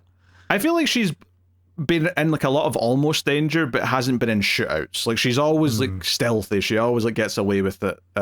You know, like a thief in the night kind of thing. That's fair. Yeah. Yeah. So yeah, there's a bit of a car chase here. Getting cornered in like this. You know, there's like a blockade at the end of this long road, and they end up like ducking into a side bit or whatever. They also ditch the car they're in at one point because it's super obvious. It's like, you know, what car it is. And he's like, hey, I'll open my app. There's a IMF, like safe houses and vehicles nearby. I'll see where the nearest one is. Now, I'll admit, maybe the sequence could have just ended about here rather than going on for a whole other stretch. I admit this one's maybe a bit prolonged. But they do a joke here where they go to this, you know, this row of cars. It's all sports cars. And he hits the button for the car to like self-drive like out of the parking spot. And it's this little yellow Beetle looking thing. Yeah, it's a tiny little, like, barely compact Fiat, I think it is. And Fiat, it's like it looks like it's from like 1960s or something like that. Like it's super old looking. But it's got IMF tech in it, right? Yes. They were watching 1998's The Avengers and they thought we need to have some retro 60s looking tech or vehicle with the fancy tech in it. If they're watching 1998's Avengers, the only thing they're thinking is, where is the remote? Why did this come on? I swear, if there was like a T-spout came out of the dashboard, I was going to lose my goddamn mind. Yeah, that's the bit of this scene. Like, I agree with you. I think that this segment probably went on a bit too long, and it does have that vibe of, what else can we do? Like, what more can we continue to do here? But the bit that was getting me was just this setup where they get in the car, and then we spend a strangely long time on the joke of like the windshield wipers are turning on and he's just kind of learning what the buttons do on this dashboard.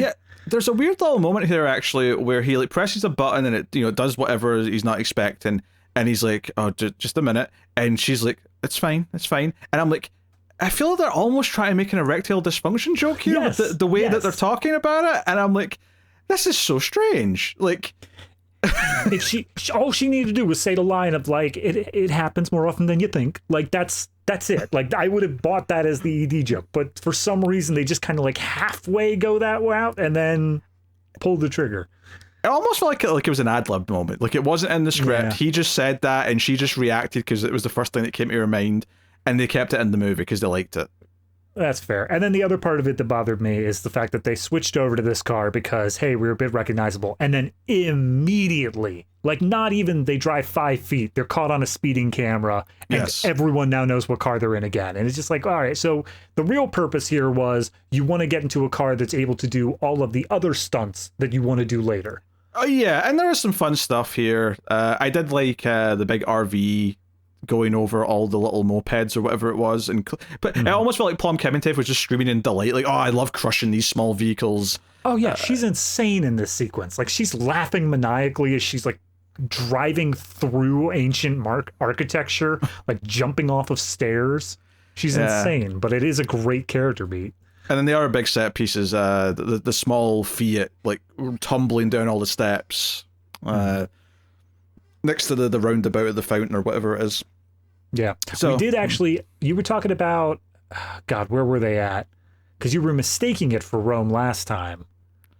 Oh, well, last time it was London? it was the Arc de Triomphe. I was last time. Okay, well, they did that here. There's literally the sequence where they're going around and they have the Colosseum And it's in the Colosseum, the background. yeah. Yes, I was comparing the scene in the Arc de Triomphe last time to the Colosseum scene in an old Bruce Lee movie, in Fist of Fury, I think it was. Yep. And I was sort of merging the two in my brain, and I also obviously brought up John Wick 4, which is the Arc de Triomphe. This is the Colosseum. They're doing it around. So you're just one movie off. It's all good. Which is actually, it's a nice like landmark that keeps coming up in the background, because you get the sense that they're just kind of going around in a big circle, because you can sort of use the Colosseum to always anchor where you are in the city. Yeah. I mean, I wouldn't say that it has any reasonable sense of geography. Like, I don't feel like they're moving north or east or anything like that, but it does keep you centered of, oh yeah, we're still in Rome. Yes. They end up driving down like a sewage pipe or something, or whatever it is, like a maintenance tunnel. It's like an access tunnel to a train railway that is so small that none of the other cars or trucks or anything could fit into it. Yes, but they end up on the tracks, and they're in the subway, and she lockpicks her way out of the handcuffs and leaves him handcuffed to the wheel and says, sorry, but bye-bye. And he just, like, then hears a train coming, and I actually like the result of this, because they do the whole tension thing where he's like trying to like find the paper clip to pick the lock, and he's like, oh my god, is he going to get out in time?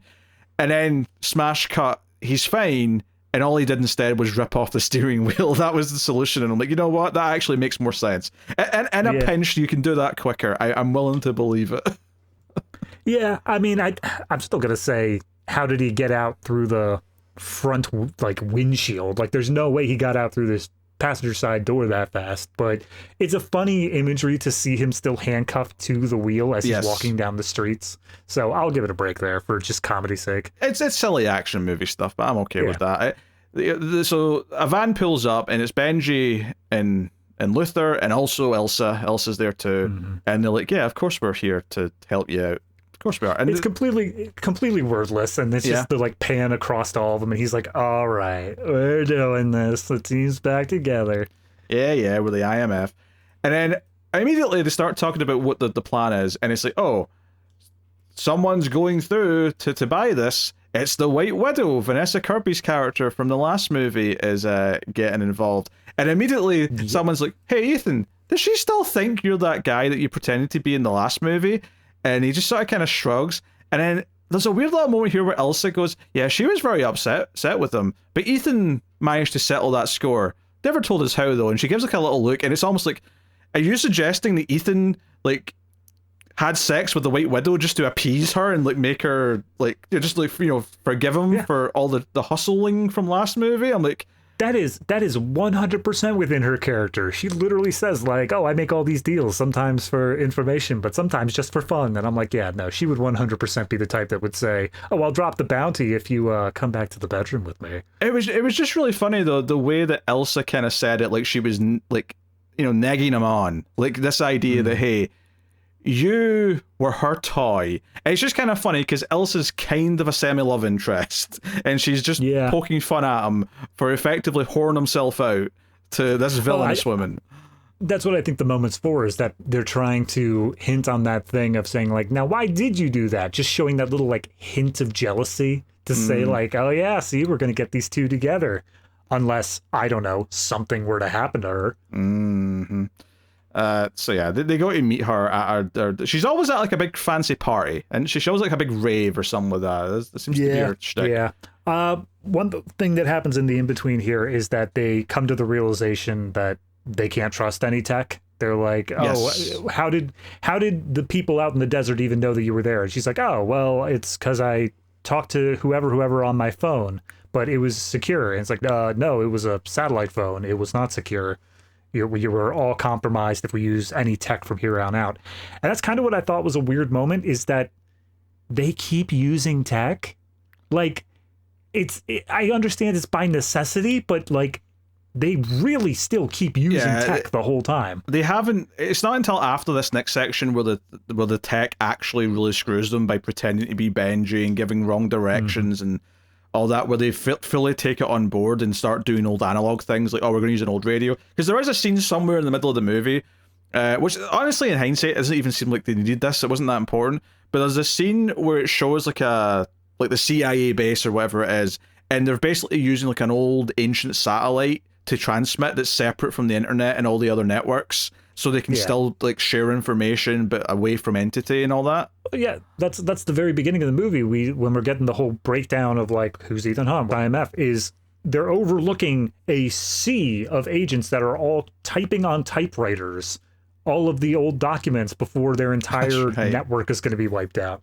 Yeah. This scene came a bit later though, and it was like how we're specifically still communicating and using like radio frequencies and stuff, and going old school. So I don't know if they'll do anything else with that in the next one, because there's room to expand on that if they want to play with it a bit more. But yeah, I would, as much as technology has always been part and parcel with the Mission Impossible franchise, I think that I would really enjoy seeing, okay, when you strip that away, do they still have the ability to complete the mission? And I think there's a lot of potential for that, so hopefully they do something with it. Yeah, so they go and see her, White Widow that is, and it's all about whatever, and obviously what's her face, Grace is going to be there to sell the key, right? She's there to sell it to White Widow, so they kind of like bump into her, but also Gabriel shows up and bumps into Grace and starts being kind of menacing with her. And we end up with a sort of standoff, and White Widow comes in and is like happy to see Ethan. Not that she calls him Ethan, but her brother's there. He's back as well. So like everyone's kind of around, and Grace does a thing where she slips the key into the White Widow's brother's pocket, so that it's like, and she even says when they say, "Oh, where's the key? I didn't bring it with me." It's like, "Oh, it's in the last place you'd ever look." And I'm like, "Yeah, that's true." He's not going to check his own pocket. That's fair. I mean, I like all the pickpocketing stuff they do here and like the misdirects, but at a certain point, like, it's kind of making it really difficult to follow who has the two halves of the key at any given point. And I just kind of throw up my hands and say, like, wherever it turns up's wherever it's going to turn up. I'm not really following it. I do like, though, that Ethan notices her do that, so that they kind of share a little nod of like, oh, he knows where it is. And we get this, like, tense meeting where they're sitting around and they're talking about, and Gabriel's basically just like, I work for an entity that, does algorithms and can like look at all the permutations of what might happen, and there's only two ways this night ends, and it's the death of someone you care about, either Elsa or Grace. And part of me did sort of want to jump in and go like, wait a minute, how is Grace counting as someone he cares about already? I feel that's a bit of a stretch, but she's an innocent who's been brought into this bigger world. We have to care about her. She's wanted in 6 countries. She's not that innocent. All right, well, she hasn't been given the choice. No, we'll get to that later, but we're not at the choice yet. I know. But it's like, okay, and don't get me wrong, I get on the logic of like picking who am I saving. I get that Elsa should be able to take care of herself. She is also a badass spy. So it's like, okay, so it's Elsa, you run, I'll protect the other lady kind of thing. Of course, though, I'm skipping over here the whole bit where he's like, oh yeah, like, the entity's here listening to this. And then Tom Cruise looks around and realizes that on all the screens at this rave, the code of the entity is like displaying. Yeah. It's specifically done with a digital, like, Eye of Sauron sort of feel to it, where it's always just this circle that represents it. They're going for like a visual thing here, but like, it's an AI. It doesn't have to like, you don't have to be able to see it on the screens to know that it's there listening, right? It can just be listening. Yeah, and absolutely. watching. And I mean, in fairness, it usually is. When we get to the stuff with like the misdirect using Benji's voice, it's not like all the computer screens suddenly have the visual on it or whatever. They just know they're compromised. But I appreciate that during this sequence where it's just a meeting where everyone's just basically trying to convince White Widow as to why should you listen to our side. And Ethan Hunt is saying, because they'll destroy the world otherwise. And Gabriel's whole thing is because the AI knows everything about you and will literally kill you. Like, you got to go with them. Yeah. Well, even one of the other arguments they make for the White Widow is that, okay, you like being equally like liked by everyone. Like, you like to manage everyone around you so that you're always an ally, or at least a someone that can be contacted and trusted by anyone. Yeah. But as soon as you take this and sell it to a power, whether it be the US, whether it be whoever, all of a sudden you'll be really liked by one group, but you will be hated by every other group, and you're going to lose what makes your entire business model work. So they do give her a compelling reason why it's not a good thing for her either, but she's not necessarily listening to it. Yeah. I also do like the point where Gabriel basically tries to do a mic drop. He tries to do a thing of like, oh, and one of them will die. The AI has ordained it. It is written. They literally say it is written whenever the AI says something will happen. As much as I like the silliness of like the entity stuff, I do think that line is maybe a step into the absurdly cheese. I didn't need that. But I like when he tries to do the mic drop moment, Ethan basically reads him and is just like, no. The only reason that the AI would give a damn about the key is if it has something that can hurt it. Yes. So don't give the key to the AI, give it to someone who can take out the AI, and therefore we don't have to worry about any of this.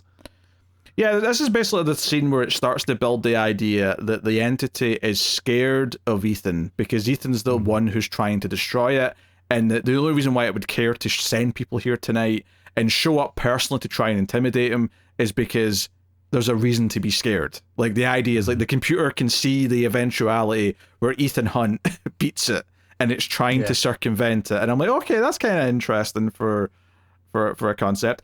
Also, meanwhile, while this is all going on somewhere around here, Shia Wiggum and his partner come to the entrance of the club, and the guy tries to not let them in, and Shia Wiggum just pulls out a taser and tases both of the bouncers. Like it's nothing. That's the U.S. government, man. And that's what it does. The partner just has this look in his face of like, you are psychotic. What are we doing here? I expected the partner to say, like, we could have flashed our badges, man. We could have done anything. And he just, like, went straight for violence. He's taking it personally. He's starting to get upset that Ethan keeps getting away. Oh, yeah. No, I mean, that's what I like about the character here, is that it's more and more, as time progresses, he's taking this more and more personally, that he's failing at this mission to catch Ethan, despite constantly being so close. Yeah, and there's a lot. This is where a lot of the visual stuff in the movie I really like sort of comes into it. There was actually a cool moment when they first showed that Klementieff was here. They did like a low angle, like Dutch angle shot of her like pulling the sword out a little bit, and she's sort of like being all menacing. But like the fight where at first it's just Grace fighting like a bad guy in silhouette, but then like Ethan comes running in and actually takes over. That's all in silhouette. There's him like running down the side of one of the buildings in Venice, and all the sort of the water reflections are on the side of the building. That was very pretty.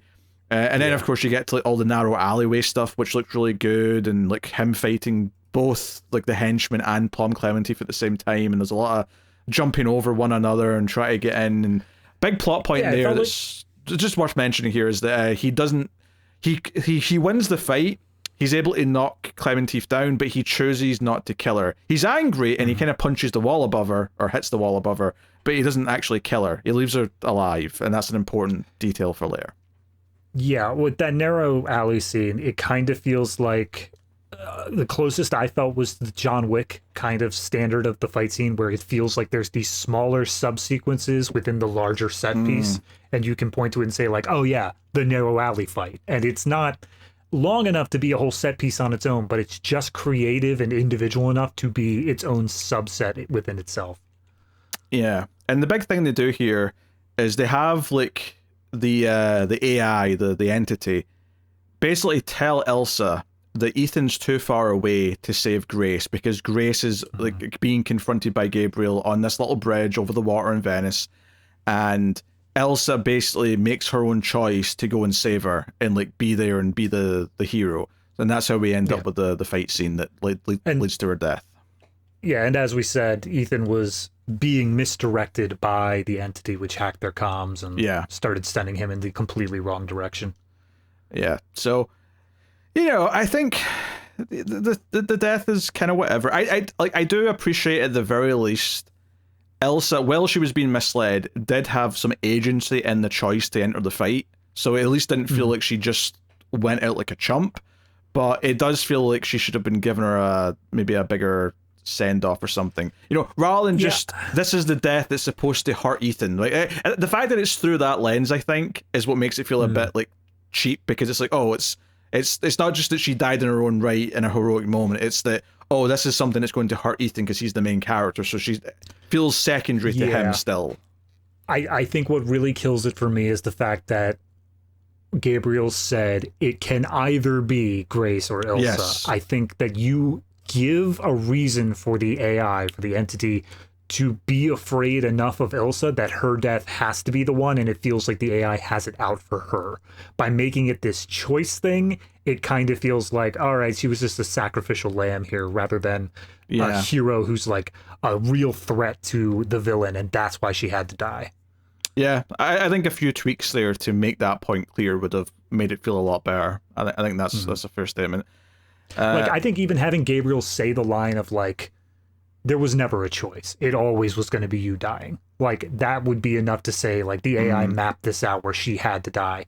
But leaving it as this, he even says like, oh, I always hoped it would be you instead of her. Like it just felt like it was a bit too much of a toss-up.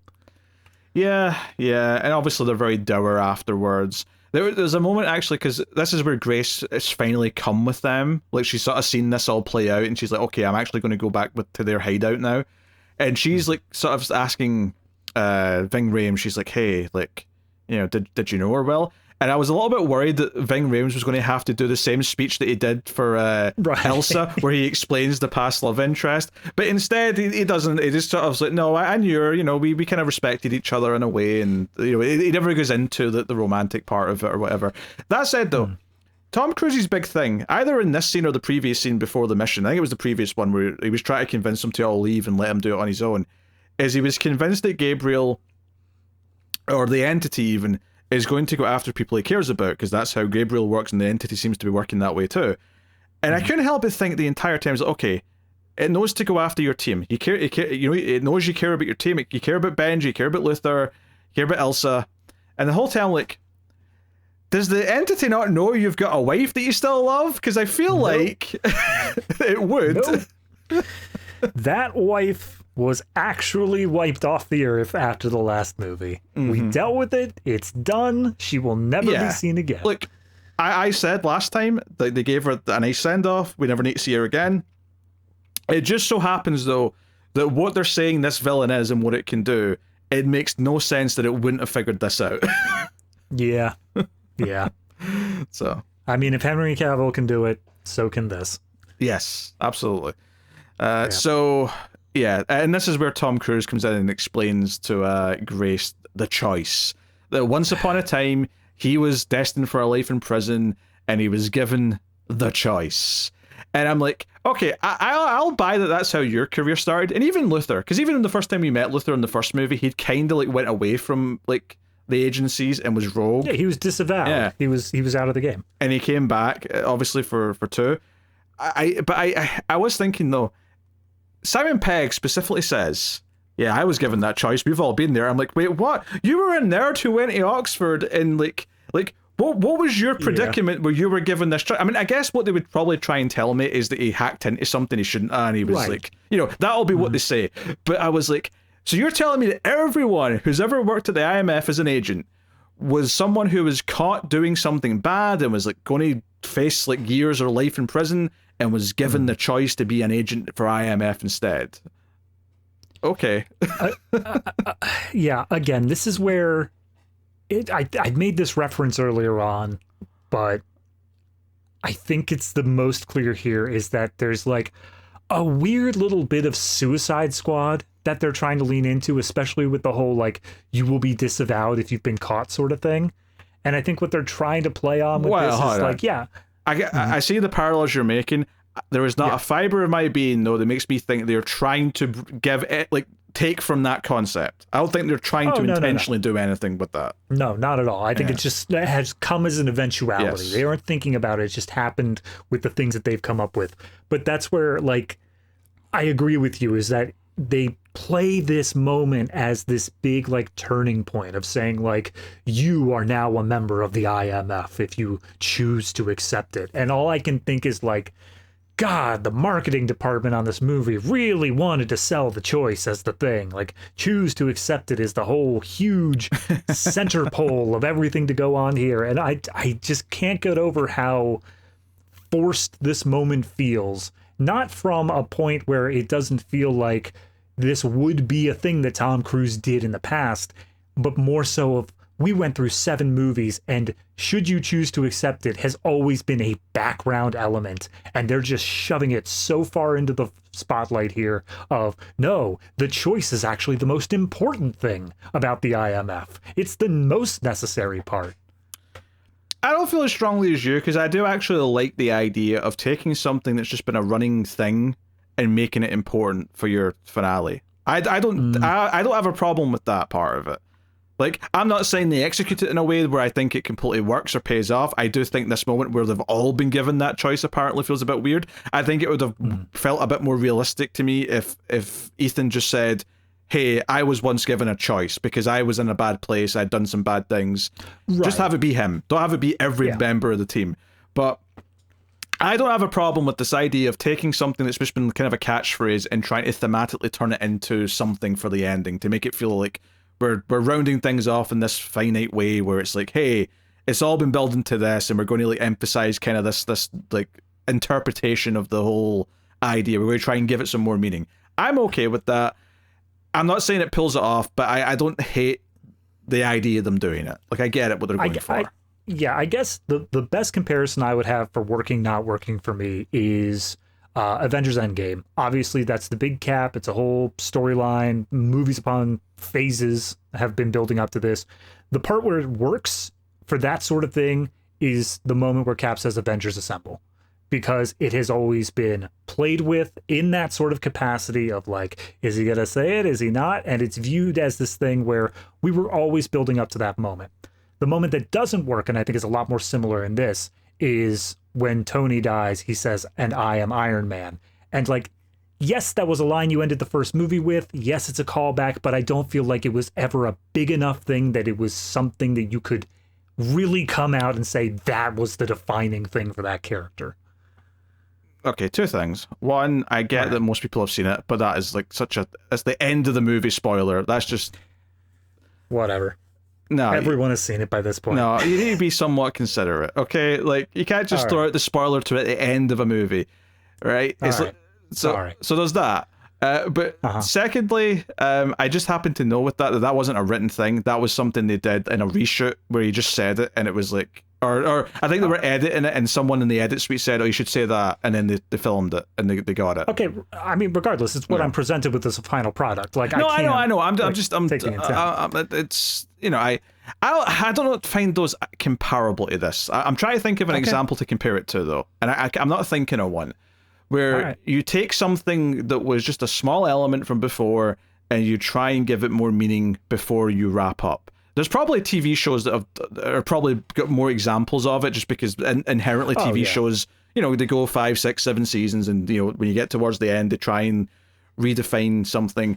You know, like, again, I'm not even trying to defend this that much, other than just that I don't think that conceptually it's a bad idea. I disagree with that part of it, I guess. I mean, that's fair. I was just kind of rolling my eyes here. As soon as they started going on this whole thing of choice, I mean, again, we both agree having all of them do it is the biggest thing. Once Benji stepped forward and said, like, we all did it, I'm like, did you though? Yeah. But yeah, no, for me, it just kind of felt, I will say it's nowhere near as bad on the level of like the dice from the Millennium Falcon. Like, oh, it's not even that, close obviously, to that. Yeah, it's nowhere near that bad, but it is just kind of, for me, I'm thinking about like him saying, I made the choice and all that. And I feel like the bigger thing that what we're supposed to connect with in this scene is not the choice to join IMF, but the choice to fight for the world, you know, always be on the side of good and be like that sort of thing. And I like that aspect of it more, but when, again, they say like, oh, we all made that choice, it's done in the lens of joining the IMF. And that's the part where I'm like, maybe just say to be a hero, to do like good things. Don't make it this specific thing.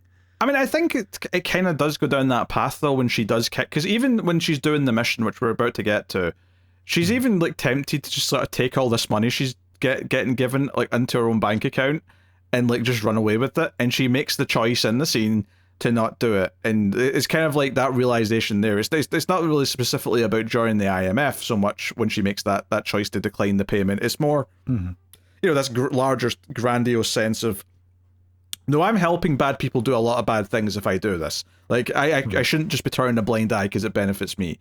So I agree generally, honestly, right. with most of what you're saying. It's just.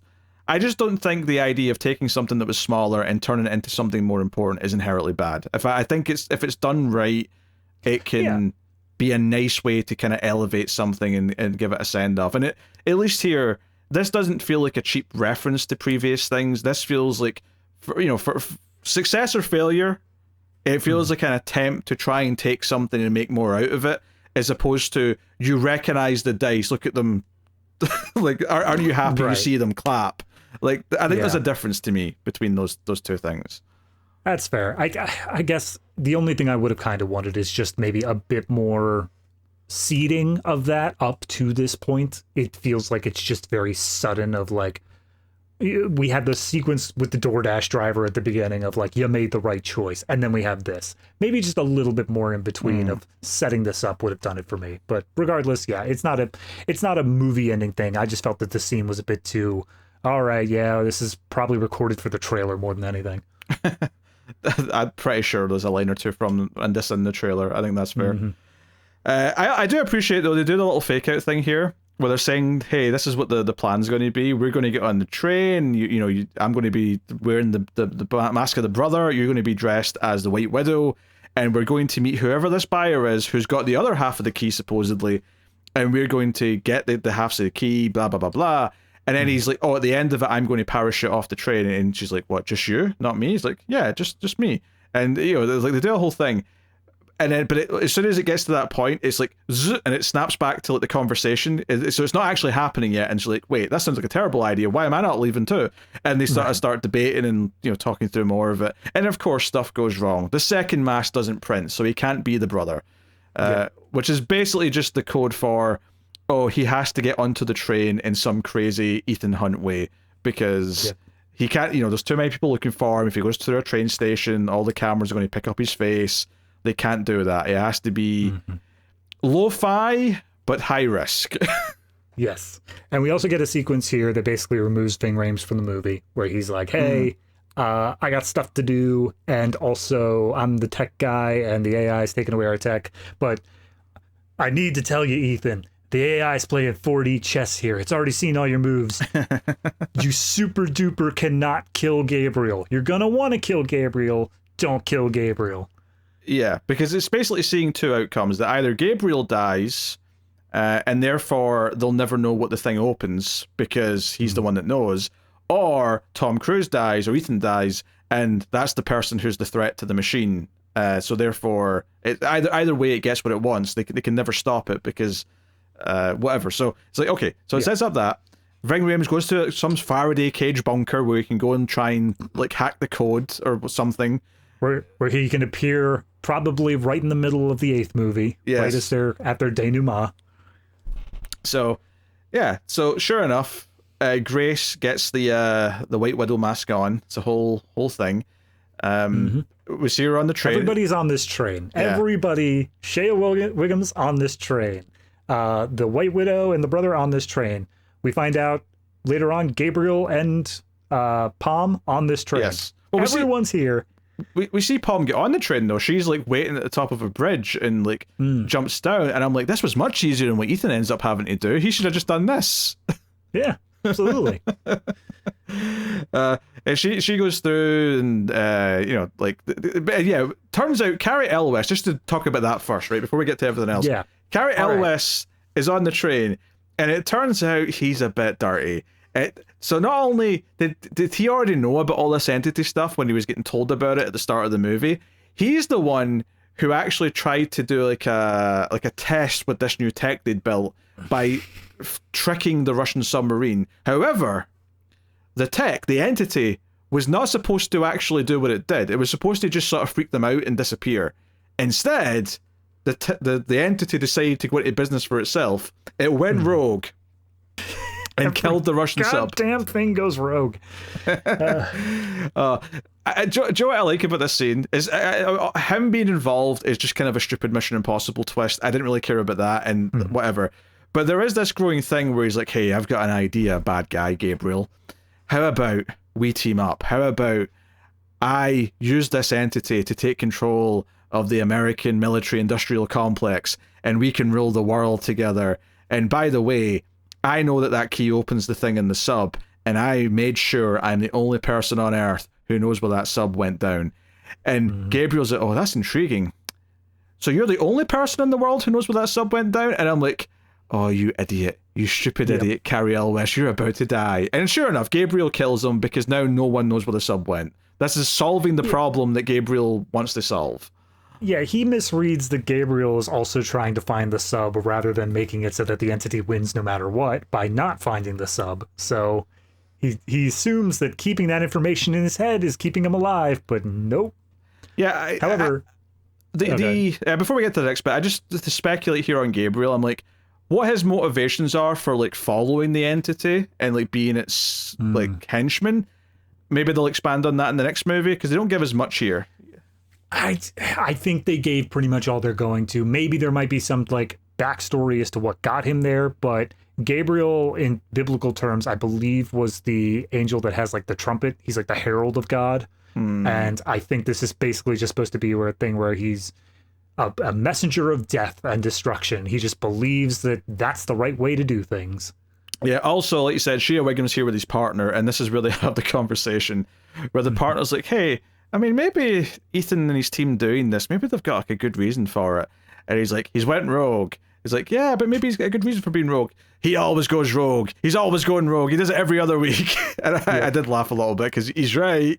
Yeah, he's just pointing out exactly like he is aware of the character of Ethan more than just Ethan himself. How many of the movies has Ethan not been rogue at some point? One. Just the second movie, right? Yeah. It's just the second one. That's the only one. Because 3 doesn't start that way, but he does eventually go rogue in the second half. 4, Ghost Protocol's kind of institutionalized rogue, where everyone kind of has to go rogue, but still, they're rogue. 5 is called Rogue Nation, but he's also rogue because Alec Baldwin thinks he's the bad guy. Fallout, they go rogue. Yep. In the exact same way the Rogue Nation said that he was going rogue as well. But Fallout was better, so I'll forgive it a little bit because it was more fun. And then 7, we literally started with, I'm going rogue. I think 8 might be the only one that begins with him rogue. Like he doesn't have to go rogue, he's just already there. Because it's a part 2, because we're already starting halfway through the story. Yeah, excellent. I'm imagining, you know that scene from The Office where Michael declares bankruptcy? I'm just imagining Tom Cruise walking out of the office at the IMF. I have gone rogue. And Alec Baldwin just, no, not even Alec Baldwin. That's where we get, I'm blanking on his name. Hawkeye. Oh, Jeremy Renner. Jeremy Renner looks up, he's like, you know, you actually have to go rogue. You can't just declare it. We'll have to get Renner back. I don't think he is. He's not in any of the posters or anything. But I'm hoping that's the third act reveal where it's like maybe he doesn't play a big part. Maybe he's just like on comms or something. They could film this stuff in 2 days. But I'm hoping for it. I really am. It would be nice. So that's there. Vanessa Kirby. Sorry, John. Just to finish up on that, as soon as he kills Carrie Elwes, slits his throat, he turns to Palm and is like, the AI knows that there was that moment where he could have killed you but didn't, and therefore you will turn to him. The AI has foreseen it, and so he goes and stabs Atwell. Well, I like the way it plays out, because the part that you kind of glossed over there is that he kind of starts his sentence without looking at her, so you think he's talking to the dead body of Carrie Elwes, and he's like, oh, you'll betray us because he spared your life, and he turns and looks at her, and she sort of realizes what's about to happen. So she puts up a bit of a fight. Like, you know, she's not just but she does get left stabbed in the stomach, and it's like, oh, okay, interesting. Yeah. I also like that she shakes her head. Like, she's like, but I didn't. Like, this is what Minority Report bullshit is this? Like, I didn't do anything yet. That's a different Tom Cruise movie. What are you doing? Shut up. Yeah. So White Widow goes into her cabin, and Grace as White Widow is there and kind of, you know, quickly knocks her out with not much grace, ironically, no pun intended. Got a trank dart or whatever. But this is where finally, like, I felt like I had no idea where the other half of the key was the entire movie. This is finally where it locks in, and I'm like, oh, she has it now. Okay, fine. So be it. We have the two halves of the key are now together. Yeah. So she's got the key. She goes out and she has to sort of just pretend to be the White Widow to the White Widow's brother, who's like, okay, let's go. And he's like, you changed. And she's like, and you never will. And she gives this really catty response. I'm like, okay, that's all right. Yeah, that's the sort of thing she might say. Just pompous enough. Yeah, I like it. So they go to a meeting for the buyer, the person who's here to buy the key.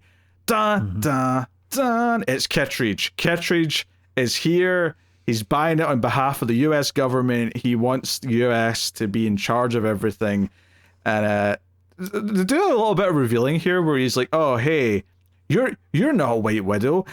You were this high the last time I saw you. Establishing that he knows her family and knew her as a kid. And I'm like, yeah. What backstory are we like hinting at here? Jesus Christ. Well, I like the implication. I think they even flat out say it is basically like, I'm the whole reason you've been able to build this career. Like, I have kept you out of being caught because of that. And I'm like, okay, that having a hand high up in government not only furthers the idea that these governments are all corrupt in this given way, but also gives her character a little bit more depth of, oh, where did she come from? How did she get to this position? Where did she come from? Where did she go? Where did she come from, Cotton Eye Joe?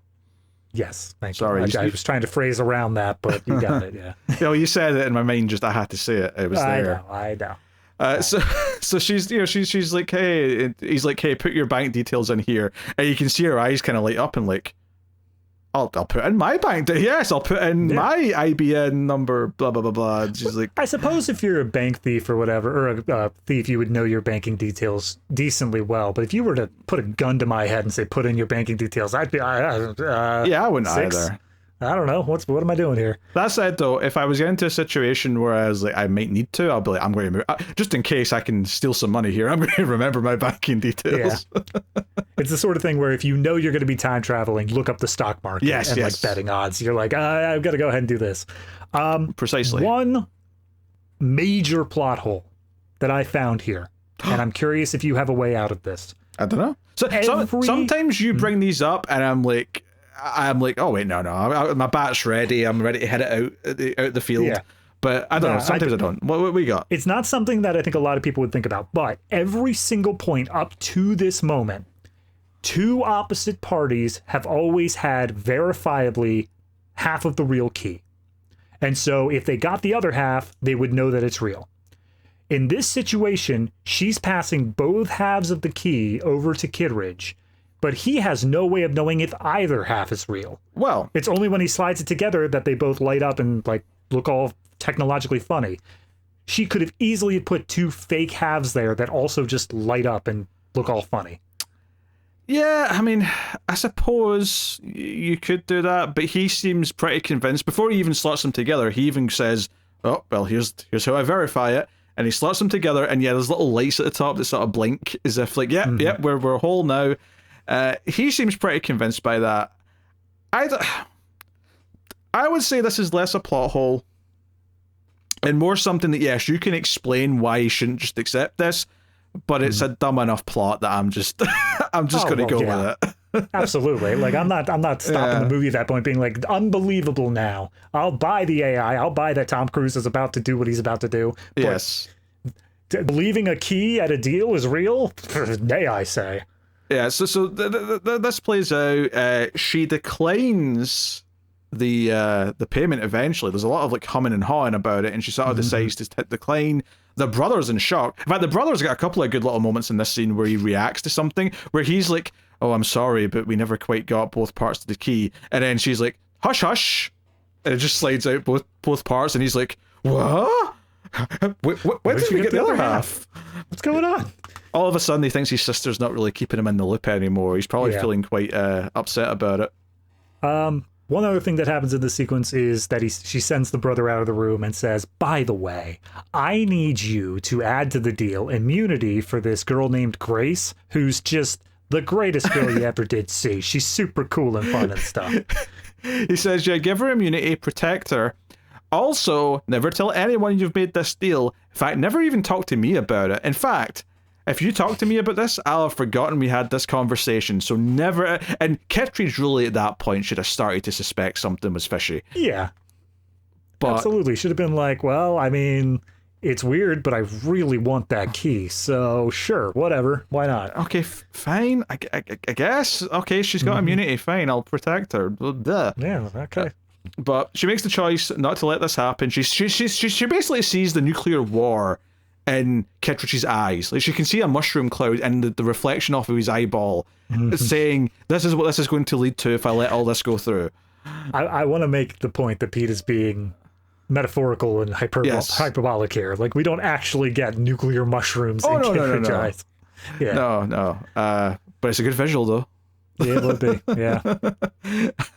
So while this is all going on, of course, Tom Cruise is riding on his motorbike, and he was supposed to go to a part where the train was going slow enough around the bend, but unfortunately, Gabriel, after he stabbed Pom Clementieff's character, went to the front of the train, killed the drivers, and ripped out the lever to slow it down. He got it speeding up. He's basically created a runaway train, so it's going faster than it should be, and all of a sudden, Tom Cruise can't do the little safe jump that he had planned.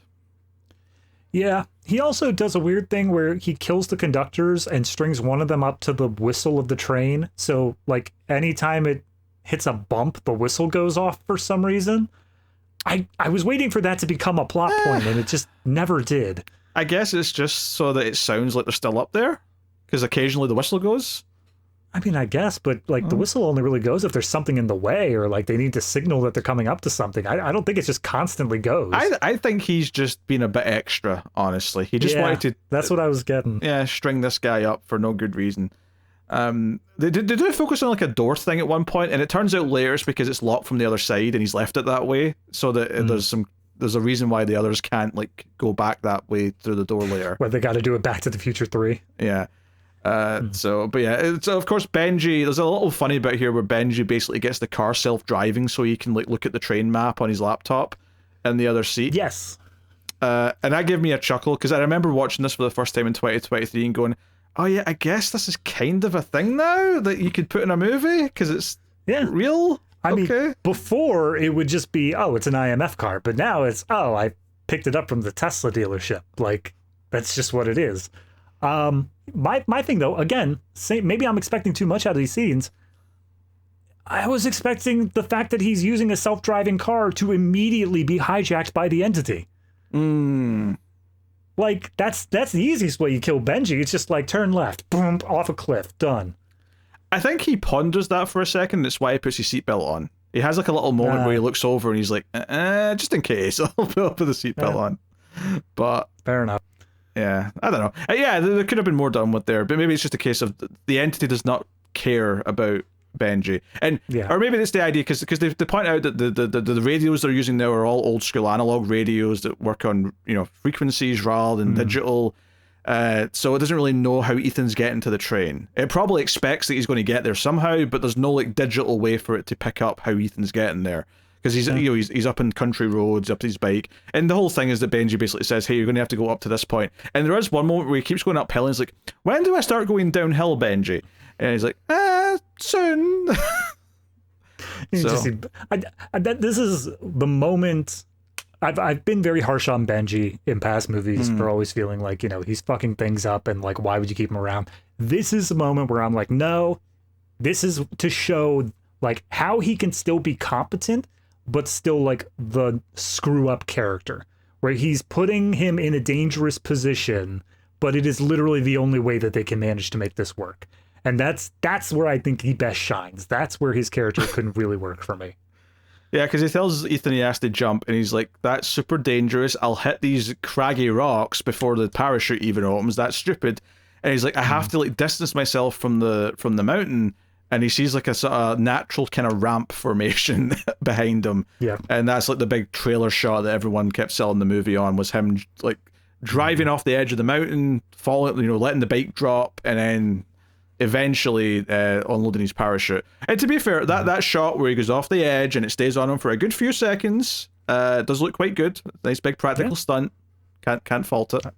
I will always take the practical stunts in this movie. I appreciate more when they're used in a end of movie set piece than a beginning of movie set piece, but this one works perfectly fine. Yeah, this one's solid enough. It's not the highlight though for any reasonable expectation. And I think, and luckily, the highlight for me from an action set piece point of view is the ending. I think all the stuff they do with the train is a lot of fun. And maybe it's because I'm a big Uncharted fan, and there's a lot of Uncharted 2 in this train sequence at the end. Yeah, I could see that. I could see that for sure. But once the train that doesn't happen right away, of course. There's a whole... I mean, Tom Cruise comes in and hits the White Widow's brother, not even meaning to. He just kind of crashes in the window when he's about to shoot Grace, and it's a whole, like a time thing.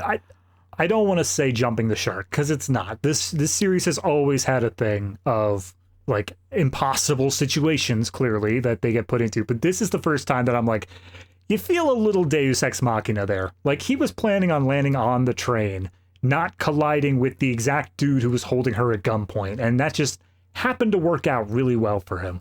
Yeah, the colliding with him is the big like contrivance, obviously. I don't think him coming through the window is a contrivance, just because I think he was meant to land on the roof when it was like the original plan, and he points out when it's like jump off this thing and land on the moving train. Like, the way he says that makes me think, oh, like that's actually really difficult. So him coming in the window is just the only way he was able to make it work once he was in the air, and like, the way he was coming in. So I'm okay with that part of it. But no, I agree. Like, him hitting the bad guy by accident when he's about to kill someone else is just, movie shenanigans. Yeah, it's just absolutely insane coincidence. But yeah, at this point, the key's been made into one. Someone ends up dropping it. They lose track of it, and we see that Gabriel ends up picking it up and making his escape. Yeah, he goes up on the roof. So does Ethan. So we get a lot of ducking the lights and stuff. It's very End of Speed style action. Obviously, a little bit of End of Mission Impossible 1. That also felt like intentional. Like, we're going back to a train for the climax. We're making a callback to that. But to be fair, they do very different things with it, so I wasn't mad at it. No, definitely not. There's a lot of ducking. Eventually, Shea Wiggum gets up there as well, and he holds the gun out, and he's like, hey, get off. Because Ethan's actually got Gabriel down. Ethan's maybe about to win. And he's like, get off of him. And he's like, no, like, this is a bad idea. We have to stop him. They do have that moment where, like, Tom Cruise remembers what Ving Rhames says, and it's like, don't kill Gabriel. But even then, he's just like, nah, screw it, and he's going to kill him anyway, and it's only when Shea Wiggum shows up. Yeah, he's going to kill him, and then he's stopped by Shea Wiggum, which is kind of interesting that Shea Wiggum, this character whose whole thing is that he's supposed to stop Ethan, the one thing that he actually stops Ethan from doing is the moment where Ethan was going to cross the line and do something that wasn't the right thing, is a very interesting little thematic touch, maybe. Yeah. Whether it was intentional or not is another debate, I suppose. I think it was. That seems strong enough. But there's a good bit here, Will, where Gabriel basically times like a jump onto like the back of a truck, which he basically knows because his smartwatch is connected to the entity, and the entity's like, hey, in 3 seconds, jump. So he jumps off out of this truck, he gets away, scot-free, he triggers some explosives on a bridge that are coming up, so not only is the train run away, there's also going to be an exploding bridge. So we're getting very Back to the Future Part 3 to a point later on. So they're on the top of the train, Ethan, Shea Wiggum, and his partner, and there's a great bit here where Ethan like grabs the partner and like pulls him down to save him from like the lights behind him because he's not looking that way. And it's like, oh, even in this moment, he's like making sure these two guys that are chasing him are safe. He's like, I'm not going to let them die up here. And eventually, when things calm down a little bit, he's like, look, you guys need to listen to me, because if you don't, everyone on this train is going to die. And we don't really see the conclusion to the decision. It's just the next time we see Shea Wiggum and his partner, he's firing his gun off and yelling at everyone to get to the back cars of the train. They're moving everyone up to the back cars, because at this point, Tom Cruise has clearly already thought of a plan to disconnect the front of the train to hopefully save everyone on the train. So I love the like line where he's like, you have to listen to me or everyone on this train is going to die. Because the look on Shea Williams' face is just for a moment like, is that a threat? He's threatening me? Yeah. But clearly he's explained it to them, and they're like, yeah, this is the right thing to do. We have to save everyone on the train. And Hayley Atwell, Grace, in the meantime, when he went after Gabriel, he said to her, hey, go and try and stop the train. And she's like, how do I do that? You'll figure something out. And he gets up to the front, and she's like, I couldn't figure it out. I have no idea what I'm doing. I am not equipped for this. Yeah, so the big final action set pieces of all this is the bridge exploding, the front of the train going off the edge, and exploding as well. But it's like the car that they're on, because they're sort of just on the edge of it, that starts to teeter over the edge, and it kind of pulls a few cars over. So we get this big like climbing up inside the train as it's completely vertical kind of set piece where they're, you know, climbing out of the bits in the bar car, and like, you know, like the piano's falling at one point. It's just a bunch of fun, you know, physical stuff. Obviously it's a set. It's not, you know, they had to build this for them to do it, but it's really fun practical stuff for the most part. I agree when I think about it after the fact, but I definitely had the feeling watching it of how many cars are we gonna do? It just felt like it was like each one was creative, but every time they got to a new car and it started falling again, I'm like, okay, can we please just finish the stunt? Can we please be done now?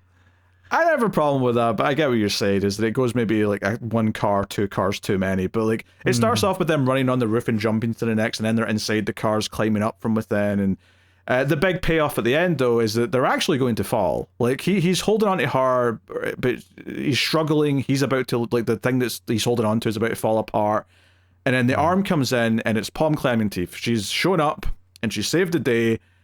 Cut to that last car falling off, and they're standing, the three of them together, on the edge of the now end of the train that's on the track. And then she starts to get a bit weak, and she's like, oh, she's injured, like, sit her down. And Tom Cruise reveals somewhere around here that he actually pickpocketed the key from Gabriel. So we cut to Gabriel's reaction to that, where he's like, Ethan! He's very upset.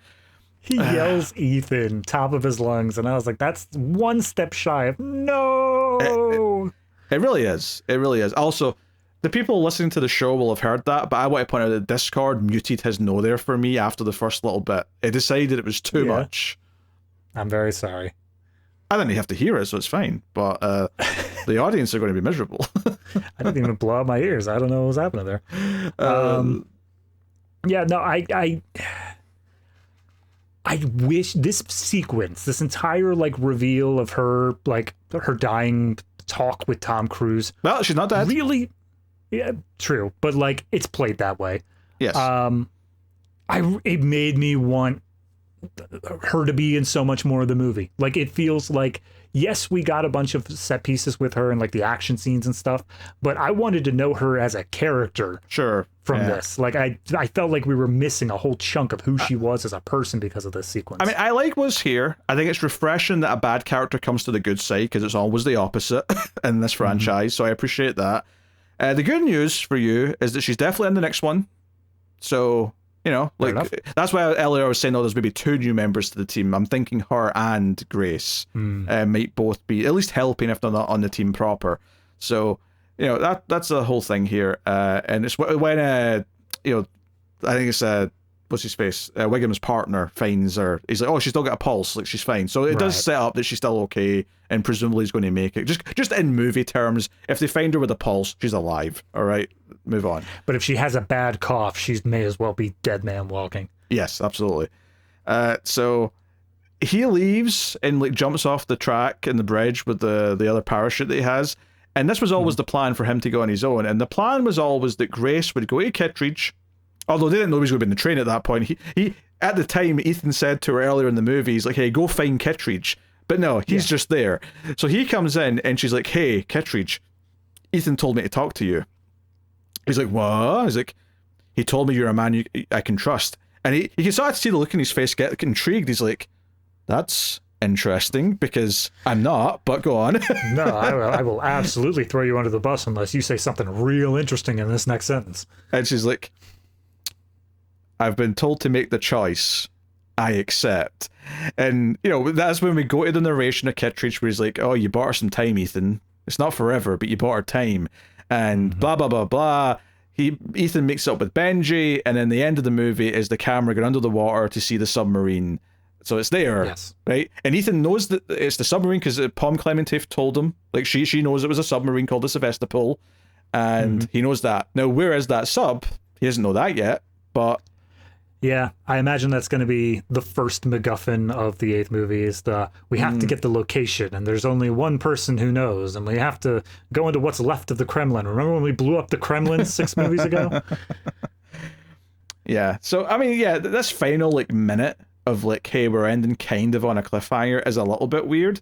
But what I was saying at the start, though, about how I realized how little the plot resolving mattered to a Mission Impossible movie because I still got all the set pieces in the right places, so I was fairly satisfied for the most part. Obviously, yes, I want a resolution, but it didn't impact it as much as it would impact like 90% of other movies, weirdly. Yeah, I think it's only working here because this is Mission Impossible 7. Like, we know this isn't like Amazing Spider-Man 2 where they're setting up like Secret Six stuff. We don't know if we're going to get a conclusion because like we're only in the second film.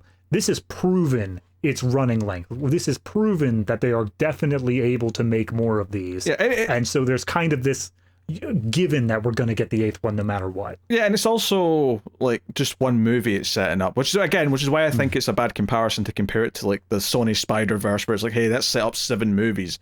That's a very different thing from just saying we're doing a 2-part or 3-part story over a few sequels.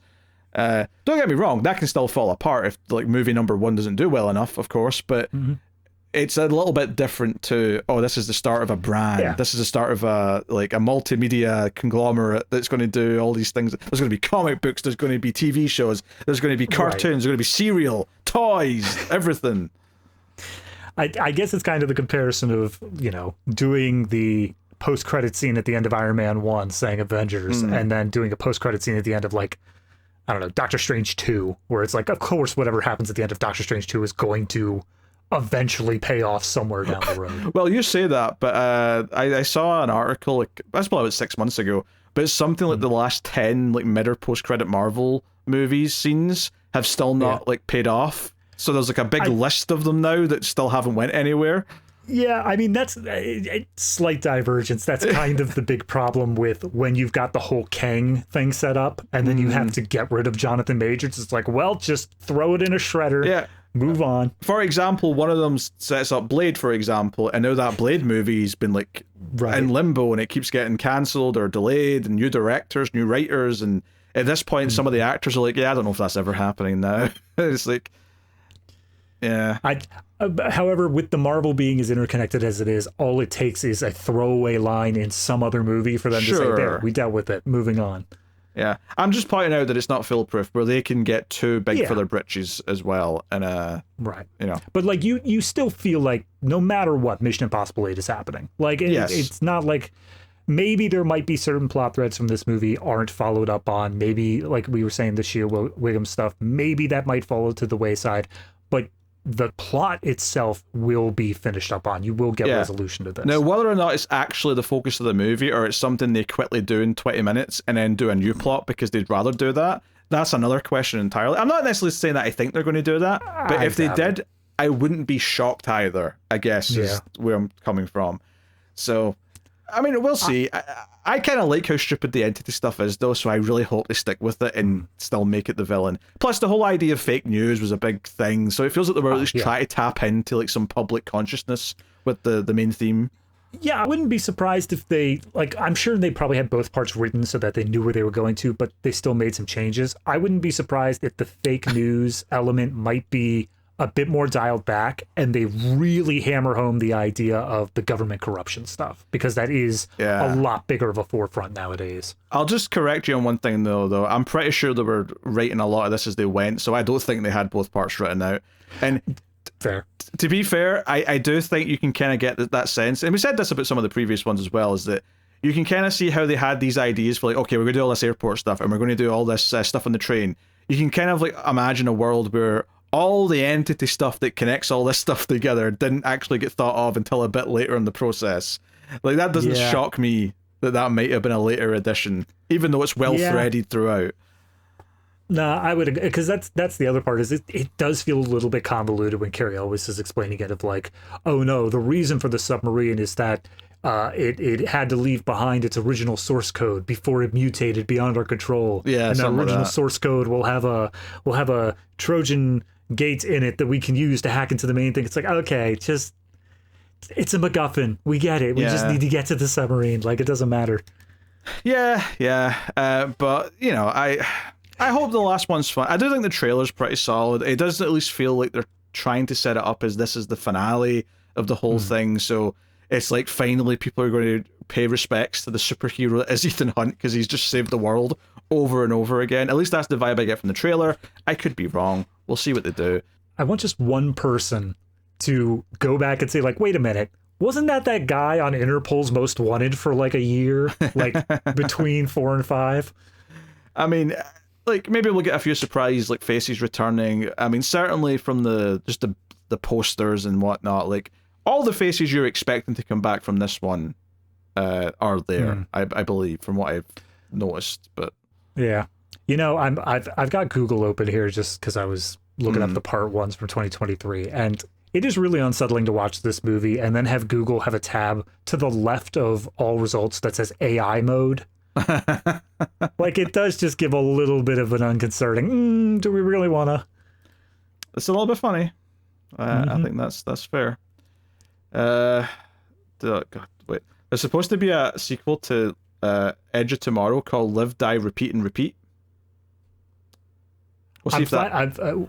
we recently got the announcement of Now You See Me 3, which finally has the subtitle of Now You Don't, which I've been dying for since they announced the first sequel. I mean, I wasn't dying to see anything following up that first movie. I wasn't. I've never seen any of the movies at all, but sure. I've always thought that should have been the subtitle. Yeah, that's fair. Also, a little thing I noticed, actually, and the scene with Carrie Elwes at the start of the movie, did you notice the photo of Angela Bassett in the background?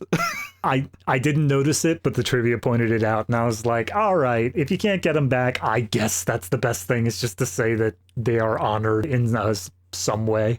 They're around. Like, she's still in service. She's just not in this movie.